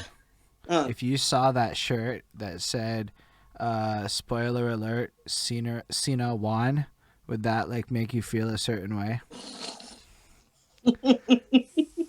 Well, I don't know. I don't know because at that time I was still a fan, so I was still a huge fan of him. So I don't know. Okay, so you like the fact that Cena won? Back in the day, yeah. I mean, I was getting more annoyed when he was getting pushed at certain times, but at the end of the day, man, like John Cena's a big time entertainer, man. That guy sold merch. What can you say? Say what you want. He sold more merch. He's the best. He's the best. He's the best, bro. I'm not gonna lie to you. To this very fucking day, when I'm feeling away, sometimes I put on some shit, and it starts off with that. Dun, dun, dun, yeah. You know about to get whether you like it or you but don't. It doesn't matter what you're fucking doing. You just feel better. And honestly, I hate the second verse of that song so much. I don't like it at all. I think the entire second verse is trash. But John Cena's kind of lit. I'm like, we all hated Once Upon a Time, but I listened to that song today, and I don't listen to a lot of other stuff today. That's weird, no? Like, I mean, it is what it is. Say what you want. He actually had some bars though. He had bars. He's still kind of. Because I remember he, not too long ago, I can't remember which game it was. Was it 2K15 or 16, where he did a couple songs with like Wiz Khalifa that was supposed to get on the soundtrack but never did. But they on YouTube. He still can rap. He was nice. Your favorite track was The Rock? What? The intro song? Was that your favorite one, The Rock? Oh yeah. You smell what the that joint. For me, it was Edge in the Metalingus era. On this day, I see clearly. I don't care what anyone says. Ooh, you know what was another one? Was SOS Kofi Kingston. Yeah. That show's a fucking banger. But I think the best one for me, honestly, because I rock it in the morning when it's like go to work time. Not anymore because work is at home, so I actually don't hate. It's nice now. But it was Mark Henry. Somebody's gonna get their ass kicked by 3-6 Mafia. Yo. I don't care what anyone says. There's not a fucking moment. That intro is a minute and a half of nothing but build up. Beat him up, break his neck. And it's fucking nuts. I don't think I know Scotty 2 Hotty's one, honestly, but I'm gonna have to peep that after. You look fly today. Okay. I know it. You know what's crazy? Because you watch it, and like even at that point, he was still cameoing, right? And he was still showing up. Yeah. Yo, Undertaker's was a vibe. Undertaker's was mostly a vibe. Oh, come on. All of his stuff. Oh my gosh. Gosh, I like wrestling. I don't care what anyone says. It's fucking dope. Wrestling is lit, bro. Yo, people used to make so much fun, yo. Like, big facts. My girlfriend is gonna be like, and then you guys started talking about wrestling, and I had to stop listening. oh, wow. Nah, she's not that bad. She's wonderful. My wife would be like, "What, an Undertaker?" Like, no, my girlfriend though, straight up though, like she got me into birds and shit. So like she's just interested in other stuff, and that's totally acceptable. Birds are kind of lit. I'm not gonna lie. I didn't know they were lit, but now the squirrels are also involved, and because there's a peanut feeding operation. Right. But no, my fiance now, she love wrestling, yo. Like she'll watch it with me. She'll watch it with me. Shoot, My we going girl. to AEW on the 7th Oh shit! of Still um happening? of April. I'm sorry. Oh, you guys are allowed to do things? Well, it's in Philadelphia. We on lockdown. Philadelphia's allowed to do things? I don't know shit Yeah, all about shit all. yeah. Different states, it depends on how their protocol is, and again, that's if they don't cancel it before then. But yeah, we got tickets to go on the 7th. We're gonna be there. And that's another thing that I haven't said anything about yet about AEW. So we, I actually, I currently have a theme on AEW with my best friend Blizz.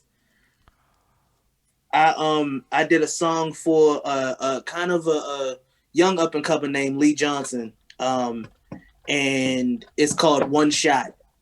And yeah, the theme is on AEW now. I don't know. I sent it to my dude. I'm gonna be like, "Do you know this?" And then he's gonna be like, "Yes or no." But he's really into AEW, so he probably does know it. I don't know if that guy's famous or not in AEW or shit. I don't know anything about it really. He wrestles a lot on Dark, but I know they about to push him, so that's probably why they wanted us to do the theme. But that's fair. Yeah. Anyway, we'll see if he knows it, and then that's cool. You'll get me cool points in the wrestling community when your shit pops and he gets fucking big, and then this shit goes viral, and I'm like, are you fucking kidding me? Yo, Sir Tizzy. Honestly, though, but think about the timing of this interview for me, though, right now. Yo, Chris, when you're watching this, we need the fucking clips now. Hey, yo.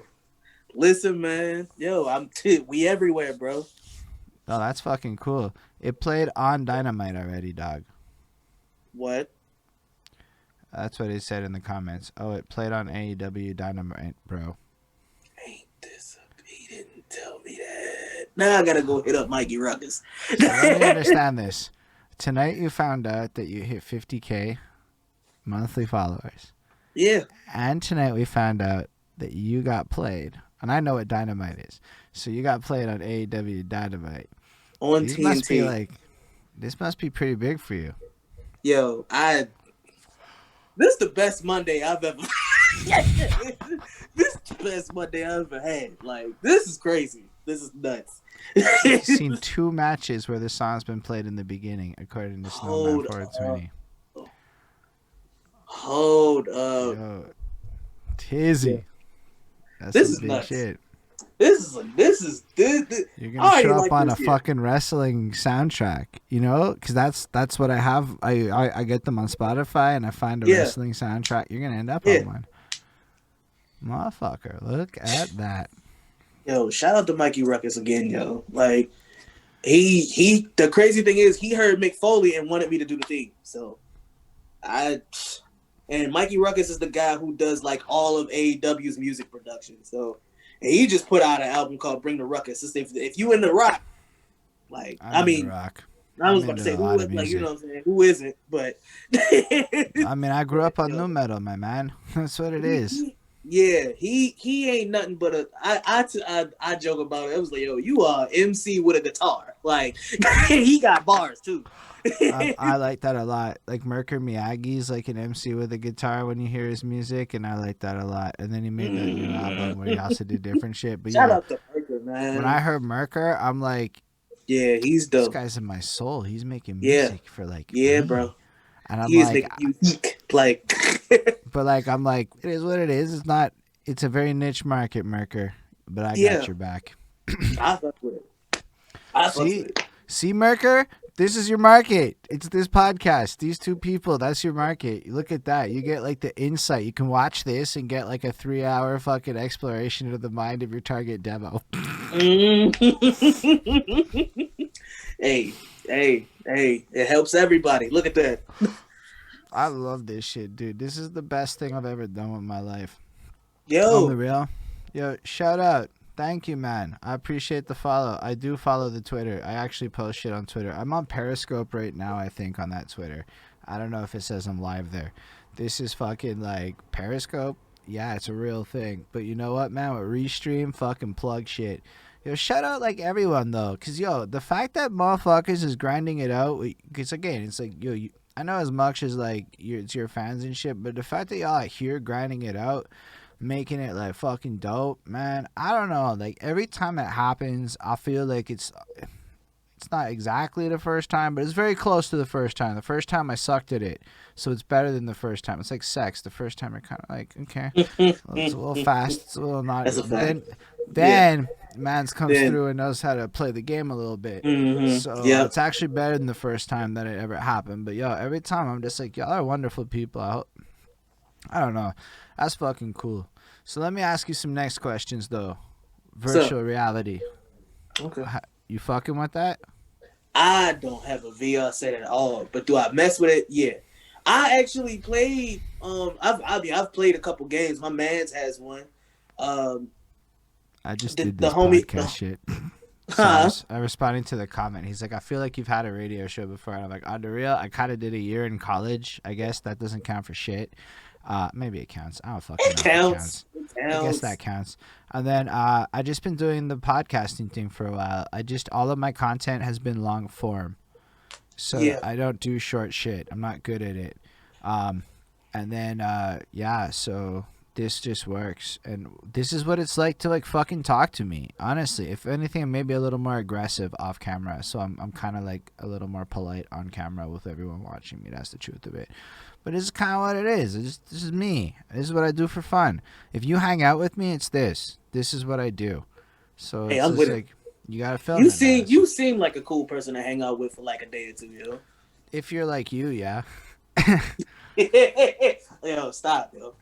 Nah, but I mean, it's like, look, you gotta actually want to sit there and talk about social media marketing nuances, but not It's a everybody does. conversation.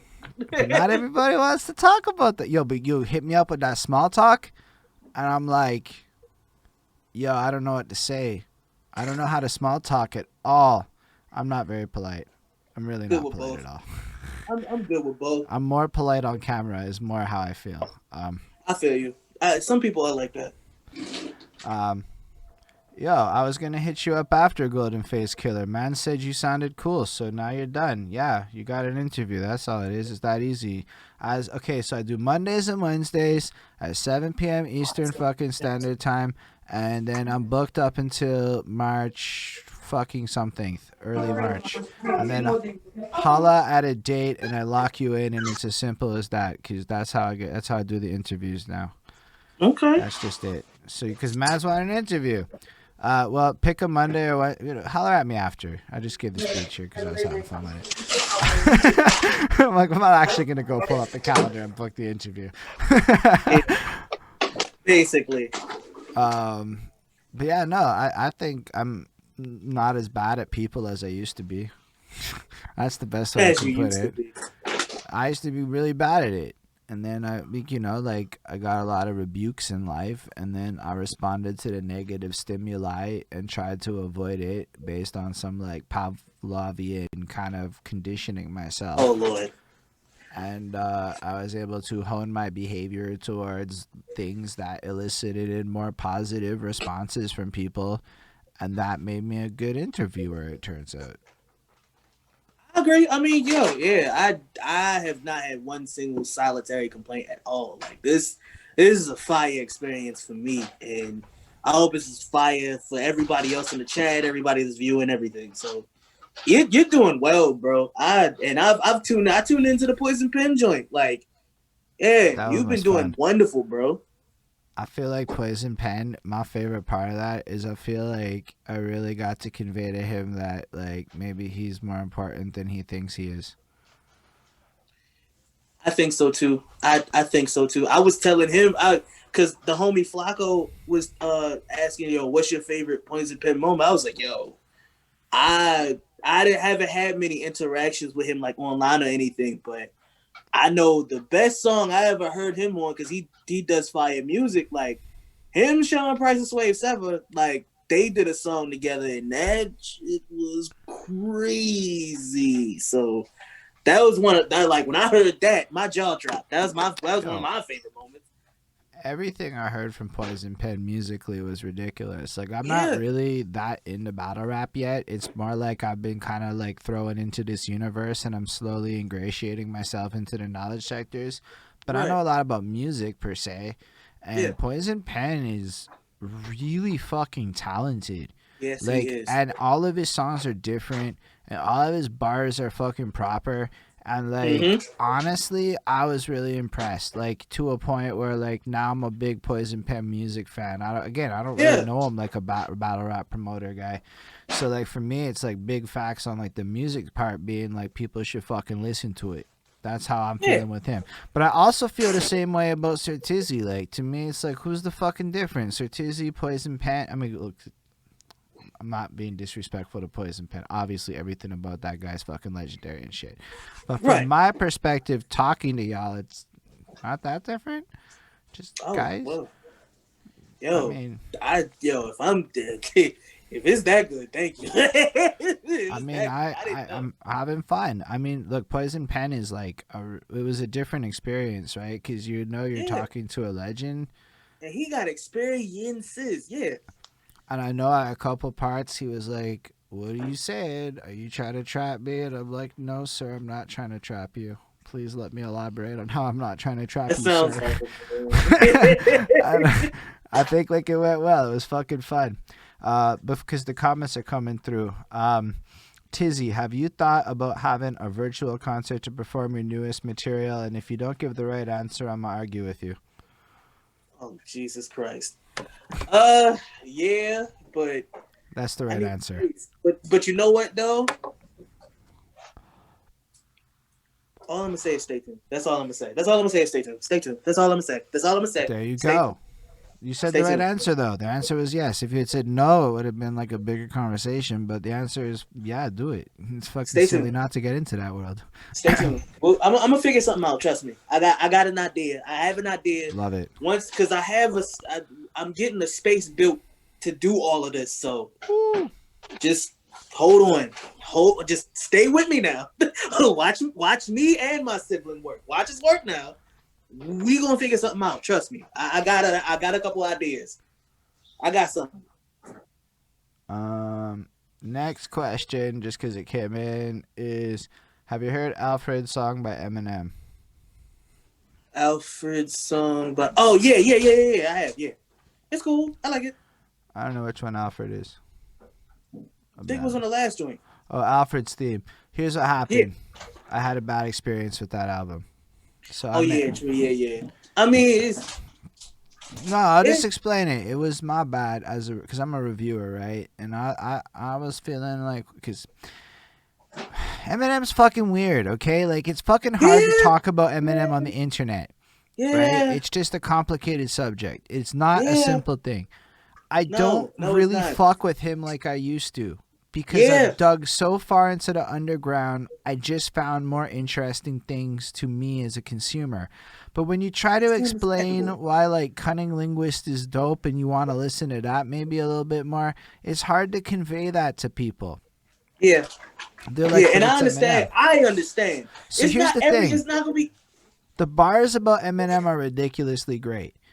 But like there are so many albums of it at this point, and when I listen to the second one, so here's what I normally would do for an Eminem review. Bump the album 5 times, be really ready. This time I flipped up my format because time is not what it was. So I listened to it one time and give an opinion.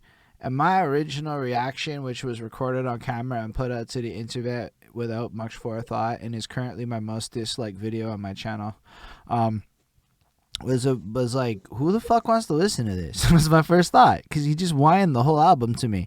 Now, then I realized there's brilliance and there's bars, and then I realized there is a lot of people that actually do want to hear all that shit. Yeah. But the thing is, I really like Side A. I thought Side A was like my third favorite Eminem project, and it was actually really brilliant. And the way it was put together, I sunk my teeth into it, and it was a lot. I thought but then, okay, so fine. Eminem was brilliant. He put out one for everybody and blah, blah, blah, blah. I didn't like Side B. It turned out that was not the correct opinion to put onto the internet. Apparently. But I'll tell you what. Instead of Alfred's theme, I like Nat better. Nat was alright. Nat was the I only like track on Nat that. better. Because when that Nat came was on, like I could. Okay, so check it. You kind of, if you're gonna hear Eminem come and do some shit, at least do COVID bars. That at least made sense to me. yeah. Like it was like, You get it right off the bat. Like, come on, and I was I was like, you okay. know. So All that was right. like the one track that, like, when I first heard it, I was Yeah. like, I did want to hear that one. My homeboy made it. But One of my homeboys, shout out to homie Black Chocolate. I don't even think he here at all. I tried to invite him. The homie was like, "Yo, I ain't gonna hold you. If anything, if you take anything away from side B, you can actually nod your head to some of that. Like, you know how yeah, Eminem, he don't really but make a like, lot. but You here's just what be like, happened. It's like, so I don't know how to put it. Like, I listen a lot to what people are actually saying when they do yeah, these me too, bars. me So too. like on the first track on the album, Eminem already broke a girl's collar. Yeah, yep. And And at you that just like, what point, the it hell? was like, look, so however clever the shit might be, however offensive he wants to be, there is an entire audience that fucks with that. So I'm not Yeah. trying to like, so I'm trying to delicately state it like, it's not that that's good or bad. It's just, I'm sitting there going, why? What is this doing? Yeah, what is this You're doing to me? 48 years old with a daughter and shit is what I'm doing, and this might be me becoming an old man, and I'm I get it. 100% okay with that shit, right? Yeah, man. But like I'm sitting there going, like, why can't you rap like philosophy or some shit with your fucking talent? You know, like that's kind of what I'm thinking. I'm like, I want to hear about like how you made $100 million. I kind of want to hear True. about that. How did you fucking do some of this cool shit? This guy does a lot of shit for like Detroit, is what I understand. Rap about that shit. But this is what Yeah. I fucking want. Now, I understand that Eminem is who Eminem is. And I am also totally allowed to go, I don't know if I fucks with that anymore. Yeah, man. And that's the Yeah. part where people get like weirded out by. And I'm like, you know what I kind of want to listen to? Gucci gang, Gucci gang, Gucci gang, Gucci gang, Gucci gang, Gucci gang. That shit's a Yeah. banger. Fuck out of here with that. That song sucks shit. I listen to that all the time. It's Look, not all the man, time, but it's what it is. Man, it's an acquired taste, man. It's an acquired taste. Not everybody's gonna. And Not it's like everybody's on gonna top like of that, it. you know what the worst part is, dude? I basically made like 10 positive Eminem album reviews. And people were like, this shit's not for you. I'm like, dude, I like 10 of 11 of his shits. Okay, I can even justify Relapse better than any fan can, and for the most part. I can Wow. justify Relapse.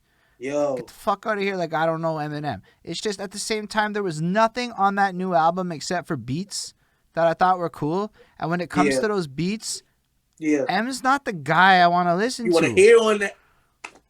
Like, it's just so Yeah, I so get it. for all the I get people it. that fucked with that shit. And I again, get it. for you, like the snowman, like I get it, dude. I'm not even, for you it could be the coolest experience in the world. For me it's like, I don't know, it didn't fuck with me right. And it made me not want to go back for listen to and go through that experience of it, cuz some of these tracks just felt like there were like 2 minute straight up bars, barrages and shit in that. And I'm like, yo, like I just memorized fucking Godzilla. I did Right. the Godzilla challenge, okay? I did the fucking Godzilla challenge. I'm okay. I got so much. I did Rap God live at fucking Just for Laughs and shit. I don't know that I need I know this Rap anymore God. in my fucking Even life. I know Rap God. Yeah. Like, you spit 6 minutes of Rap God and shit. You're like, what is on this album that is actually like, you know what's cool about Rap God? It's basically full of gems towards, let's give Eminem flowers. Eminem, Dr. Dre was on that side B, you know? Yeah. Dr. Dre did some shit on side B. But yo, basically, let's give Eminem his flowers for the one thing I want to say he does really cool. He fucking shouts out the influences that really inspire him a lot Yes, more he than does. anyone ever gives him credit for. And he Yes, he does it does. all over his career. So let me He be does. fair about Eminem on that regard, because Rap God is basically a 6 minute shout out to hip hop history. Right. He even shouted out JJ Fab, which I didn't even know he knew anything about. Yeah. But then you're listening to this side B and it's like, I can't go higher with my career. What am I going to rap about anymore? And I'm like, I don't care about that. Go back I get to it, bro. You want to talk about dope shit? The juxtaposition between Godzilla and Darkness and how they're two sides of the same fucking coin. Godzilla's in the casino and shit right before, and you can catch that, and it's him getting fucked up and shit before he goes upstairs and books the room in the next I want to talk about that. And he gave me that this year. So when I got to the next thing, I'm like, yeah, I'm not really getting that on this one. This is for this was Kamikaze too, and I didn't really fucks with Kamikaze. Okay. I fucks Yeah, with I mean, I Revival get more. it. I understand, bro. And I think that there's like multiple camps to like, and people don't like that. Like, I just don't think that you can. I think every feature Eminem did, minus the Nicki Minaj ones, was garbage in the last little while. All his features to me are pretty garbage. They don't ever fit the songs right. Yo, the Nicki Minaj one I loved. And a lot of it too is shouting out like old school people and like fucking being dope with it and going like fast, but it just sounded fire to me. But like to me, a lot of his features are just like, like the one he did with Conway the Machine, it was like, you don't make sense on this song. I don't think people think I was like a little that. lost too. I ain't gonna or hold like you. I love the song though. He did this track with Boogie, not like a Boogie with the hoodie, but Boogie. Boogie, I know. Yeah, the song by itself is really cool, but on the album, Eminem comes off sounding so fucking weird. You hear Boogie struggle, and then Eminem's like, my fans don't like me anymore. And it's like, that's weird on this album. That's weird on this album. So here's the thing. Again, everyone can love this shit. These are the things I think about that make it hard for me to just be like, that's amazing. I'm like, I don't know. That's what it is. So I hope I handled that with the delicacy that is required to not offend people because not people live. I'm worried about like the down the lines. But it's understandable. I'm like Mr. Liddy, bro. I'm not good at the negativity. I mean, hey, man, but I mean, that's your truth, bro. That's everybody. Like some people just, like I said, not everybody's gonna bang with that, bro. Like. Not everybody gonna like it, and people really need to understand that. Like, instead of getting mad over people that don't like it, or you ready to throw away whole relationships, go out on the window on social media, getting angry over an opinion. Just whatever. Like, all right, cool. Like, I get it. You know what I'm saying? Like, it is what it is. Some people ain't gonna like something I made. Some people ain't gonna like some stuff. Like, it is what it is, bro. You just. But to be fair, half these people don't like my music. Like half these people wouldn't fuck with my music at all, just because it doesn't like fit into the paradigm, right? Like, because there's paradigms to this shit, and I'm not like mad at this. I'm just going like, like I did a contest to do a remix to my shit. Yeah. And, I got 15 entries. Okay, like get the fuck out of here. That's pretty cool for a first contest. That's good. But what I really realized is I asked everybody their opinion on the top 3, and while one guy did get mentioned in everybody's top 3, making it a pretty easy choice. Well, I mean, he was going to be my choice either way.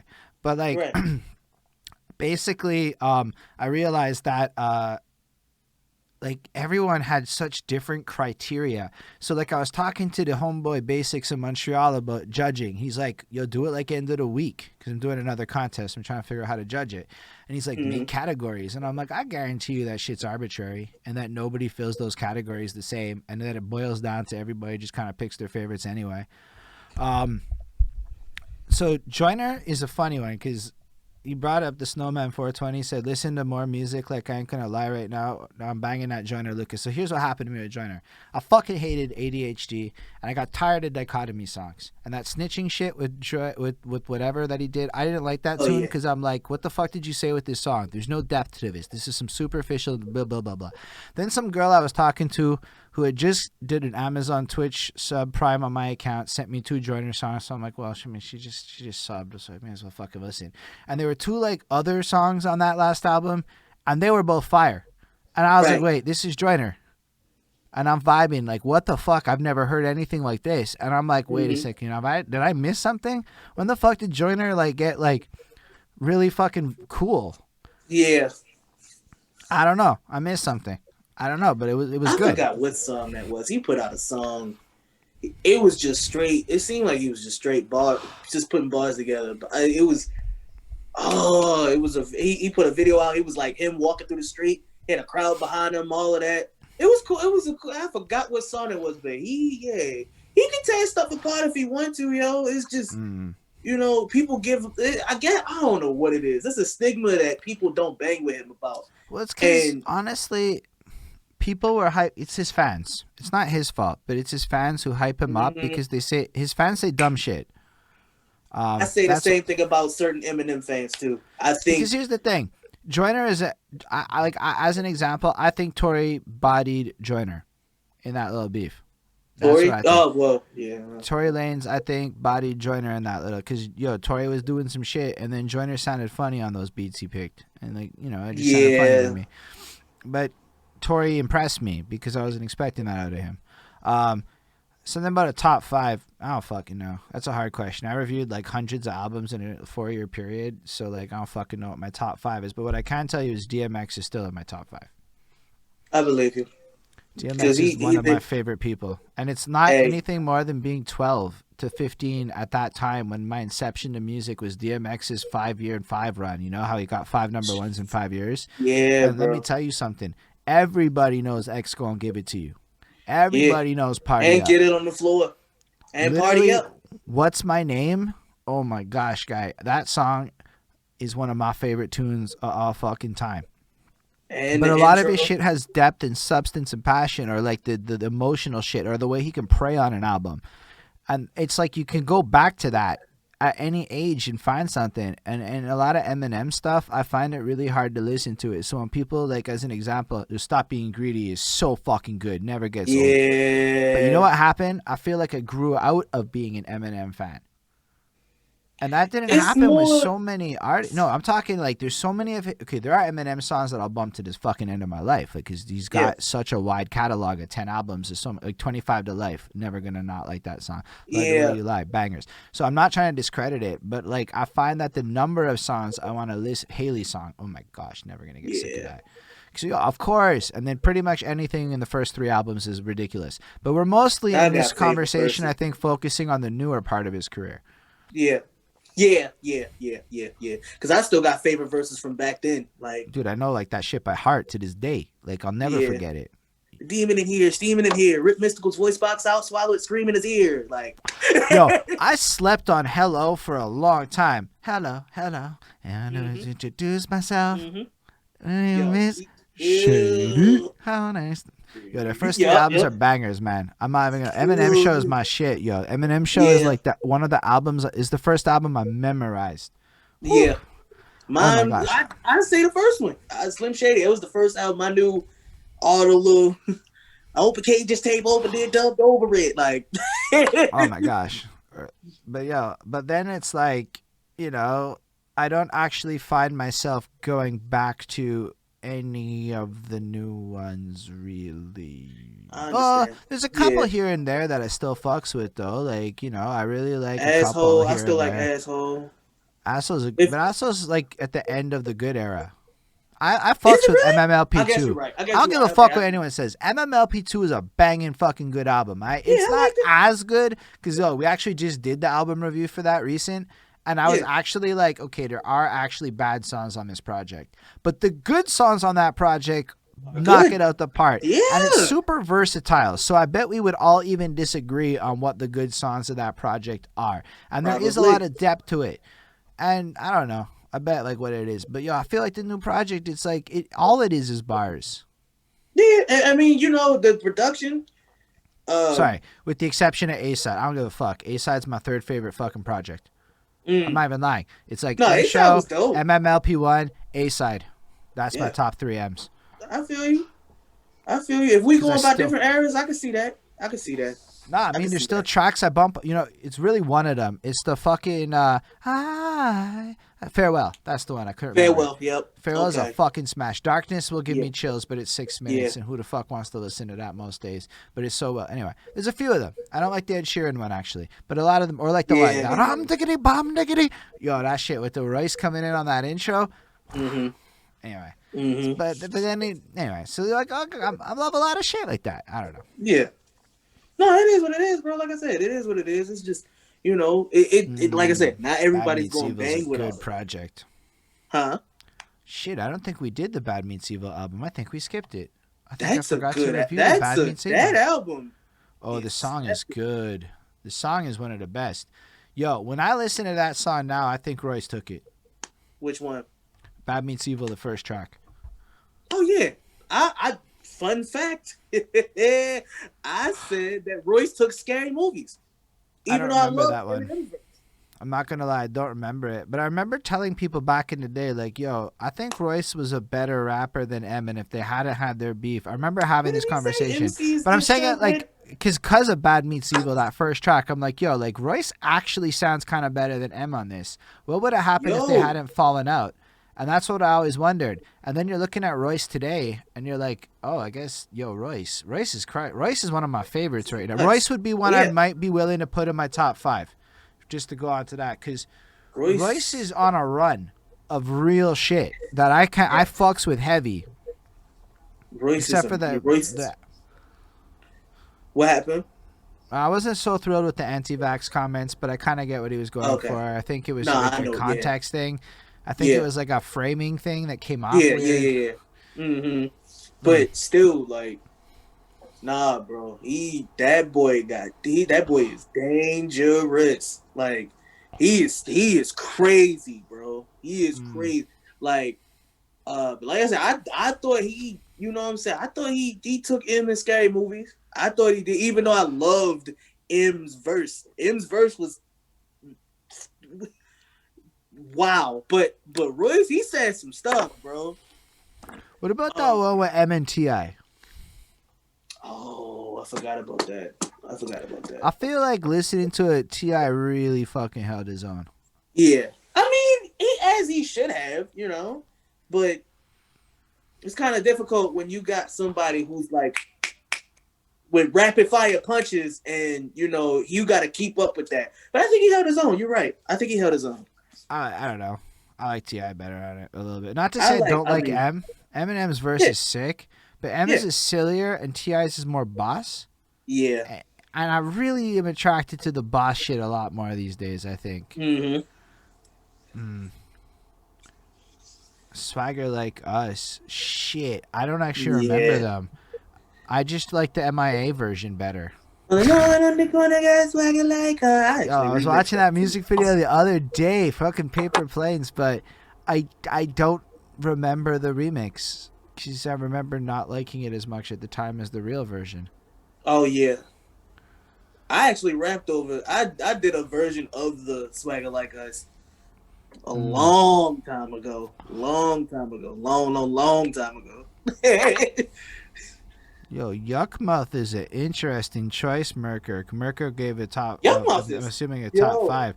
Tupac, Jay-Z, Yuckmouth, Joell Ortiz, and T.I. I don't know if that's the remix version or something. I don't know. Either way, I just saw a list there. I read the names. Yuckmouth is surprising because I didn't know how significant Yuckmouth actually is.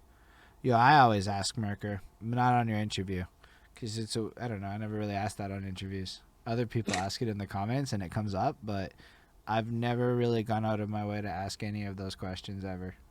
What? What's your top 5? What's your biggest influence? What's your this and that? What is your top 5, since we're on the subject? Pop, Big, Nas, Jay, and Rakim, I think. That's fair. I think if we just going by 5, that's no order, that's no whatever. That's just like off the top of my head. Like, I know from childhood to now, who, if I'm going back, that's who I'm probably going to bump out of them. It's probably going to be out of them 5. If we talking like now, like a more recent. He's like, the Snowman 420 goes, no, it hasn't changed since he was 12 years old with like fucking laughing emoji things. He ain't lying. He knew better. What's a current top 5 though? RTJ would be in my top 5. Run the jewels. I can understand that. Right now, I'm gonna go with Kendrick. I'm gonna go with Cole. I'm gonna go with Drake. I'm gonna go with do I put Drake up there? I guess I can put Drake up there. I'll put Drake up there. I'll put Drake in my pop star category. Yeah, you see what I'm saying? That's why I get confused. Yeah. Okay, so yeah, I'll go with Kendrick. I'll go with Cole. I'll go with Sean. I'll go with shoot. That's 3 right there. and I'm trying to think of.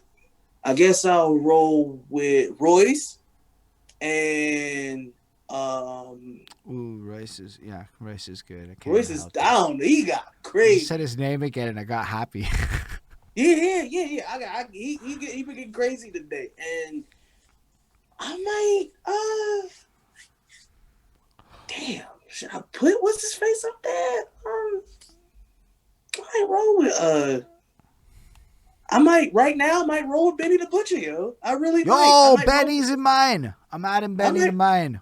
I'm right. I might roll with Yo, Benny in fucks, the I fifth forgot slot. about them. Yo, Benny's my favorite Griselda. I don't even care what anyone says. Yo, that was that song he did called Legend. Oh my. Mm. So Oh. Ismail's in here with Jarv, Napoleon, the Legend, Ramson, Bad Bones, Dim Atlas, and can't find the fifth one. Fair enough. Okay. Okay. Yo, that's fair. Yo, Jarv is That's good. it. I don't know if you ever fucked with Jarv, but Jarv, and he added Ruby Ibarra, who's also good. So Ismail's one of my patrons, and he has the power to force us to do album reviews. Okay. He's been a ride or die. He's actually on Right. some legacy shit. To get what he gets costs a lot more money now. Yeah. But basically, Ruby Ibarra is dropped this crazy fucking album that I listened to. Like, she's fucking talented. Indie shit. Like, really, like, an experience of being an immigrant in America. And it's beautiful shit. Like, it's really well done. Jarv's funky. He's just got this style, like you just picture like this California beach bum rapping with the most airy, fun shit. Like Jarv Okay. probably could steal your girlfriend and then just wouldn't tell you about it on a song. Damn. Well, there's that. I don't know. But the Snowman is like, what is the most memorable J. Cole verse you can spit from memory?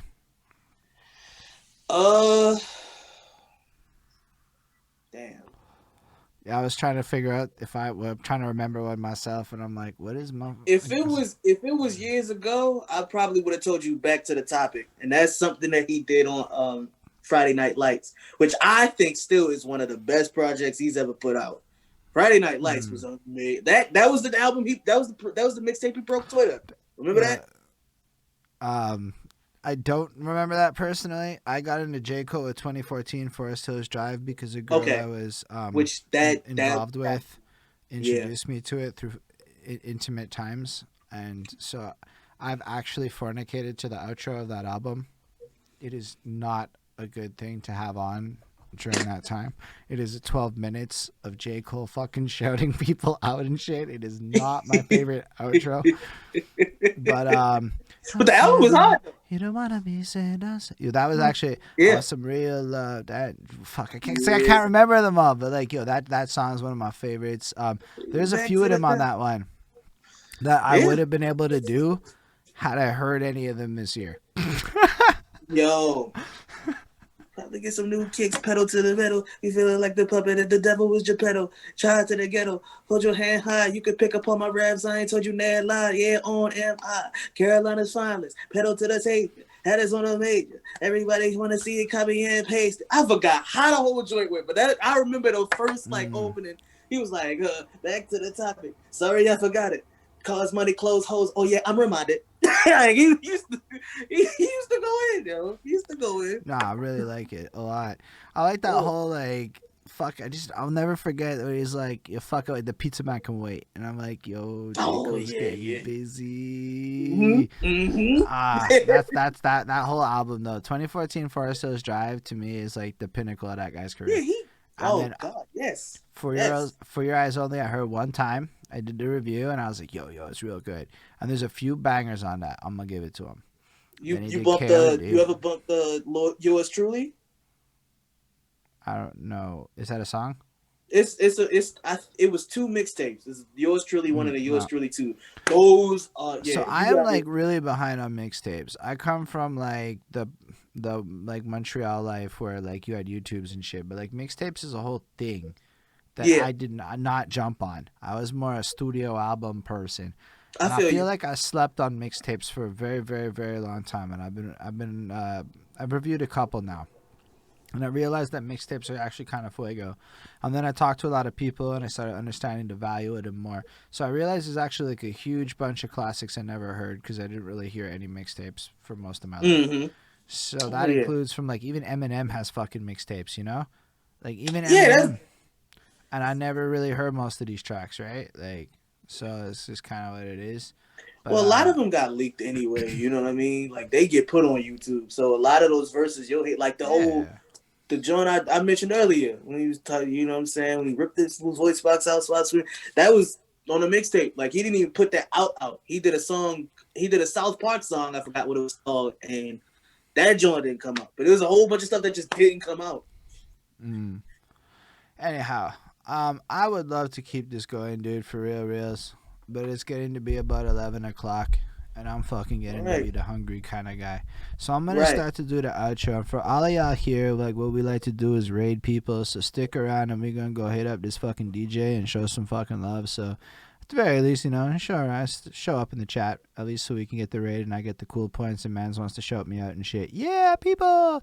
On that note, I'm going to record the fucking outro. And yo, can't wait for part 2 is from Ismail Gadamsi and me too, guy. You're one of those dudes that I could definitely bring back and shoot the shit with about fucking nothing in particular for 3 hours and it'd be lovely, as I think we've proven for the last little bit here. Let me know. But it was my pleasure to have you. It was a great conversation. Like I said, you don't get this long in this shit, man, if it's not interesting, you know? Hey, all these people are tripping here.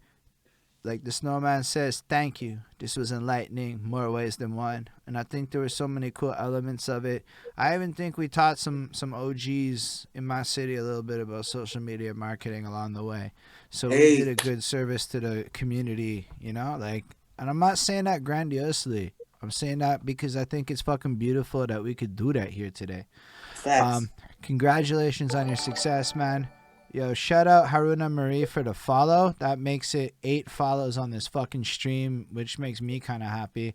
It's not quite 50,000 fucking followers. It's not quite fucking being played on fucking... Yo, shout out Who Are Denally making it 9 followers. Woo! To me, now I'm feeling like you. Now it's kind of like being on AEW Impact. Not quite. And you got a 4-hour interview giving you a trifecta of shit. That's how it should be, you know? Yes. Thank y'all for being here and making it wonderful, because without y'all commenters of trust, it wouldn't have gone this long. I'm not as motivated when there's nobody watching. But I just appreciate y'all, for real. Let us know in the future, people watching this, what comments you have for part 2 and stuff, because this will be available on YouTube. We'll have some clips in the near future and shit. Definitely hit those subscribes and follows and whatnots on your various platforms in the future, and the like button if you happen to be on YouTube.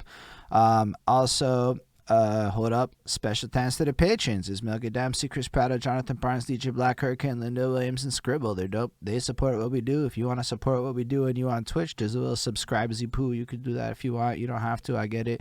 But otherwise, patreon.com/behindthatsuit. You know what it is. It's the game. But on that note, I appreciate y'all, for real. Do you have any final words for the peoples before we dips? Shoot, go get that midnight hour. Streamed everywhere. Go get that. Yeah. Be on the lookout. Hit that YouTube up. YouTube.com/user/the Sir Tizzy. Go ahead, hit that up, man. Just search for Sir Tizzy. You literally don't have to do anything else. He's fucking easy to find. There's no other Sir Tizzys out there. Just search fucking Sir Tizzy on everything. Praise Jesus. Just say that. It's so much simpler. You have one of those names. Just type Sir Tizzy. They'll find you. I promise. Promise. The Snowman 420 wants his nightmare shirt. And on that note, everybody, live long.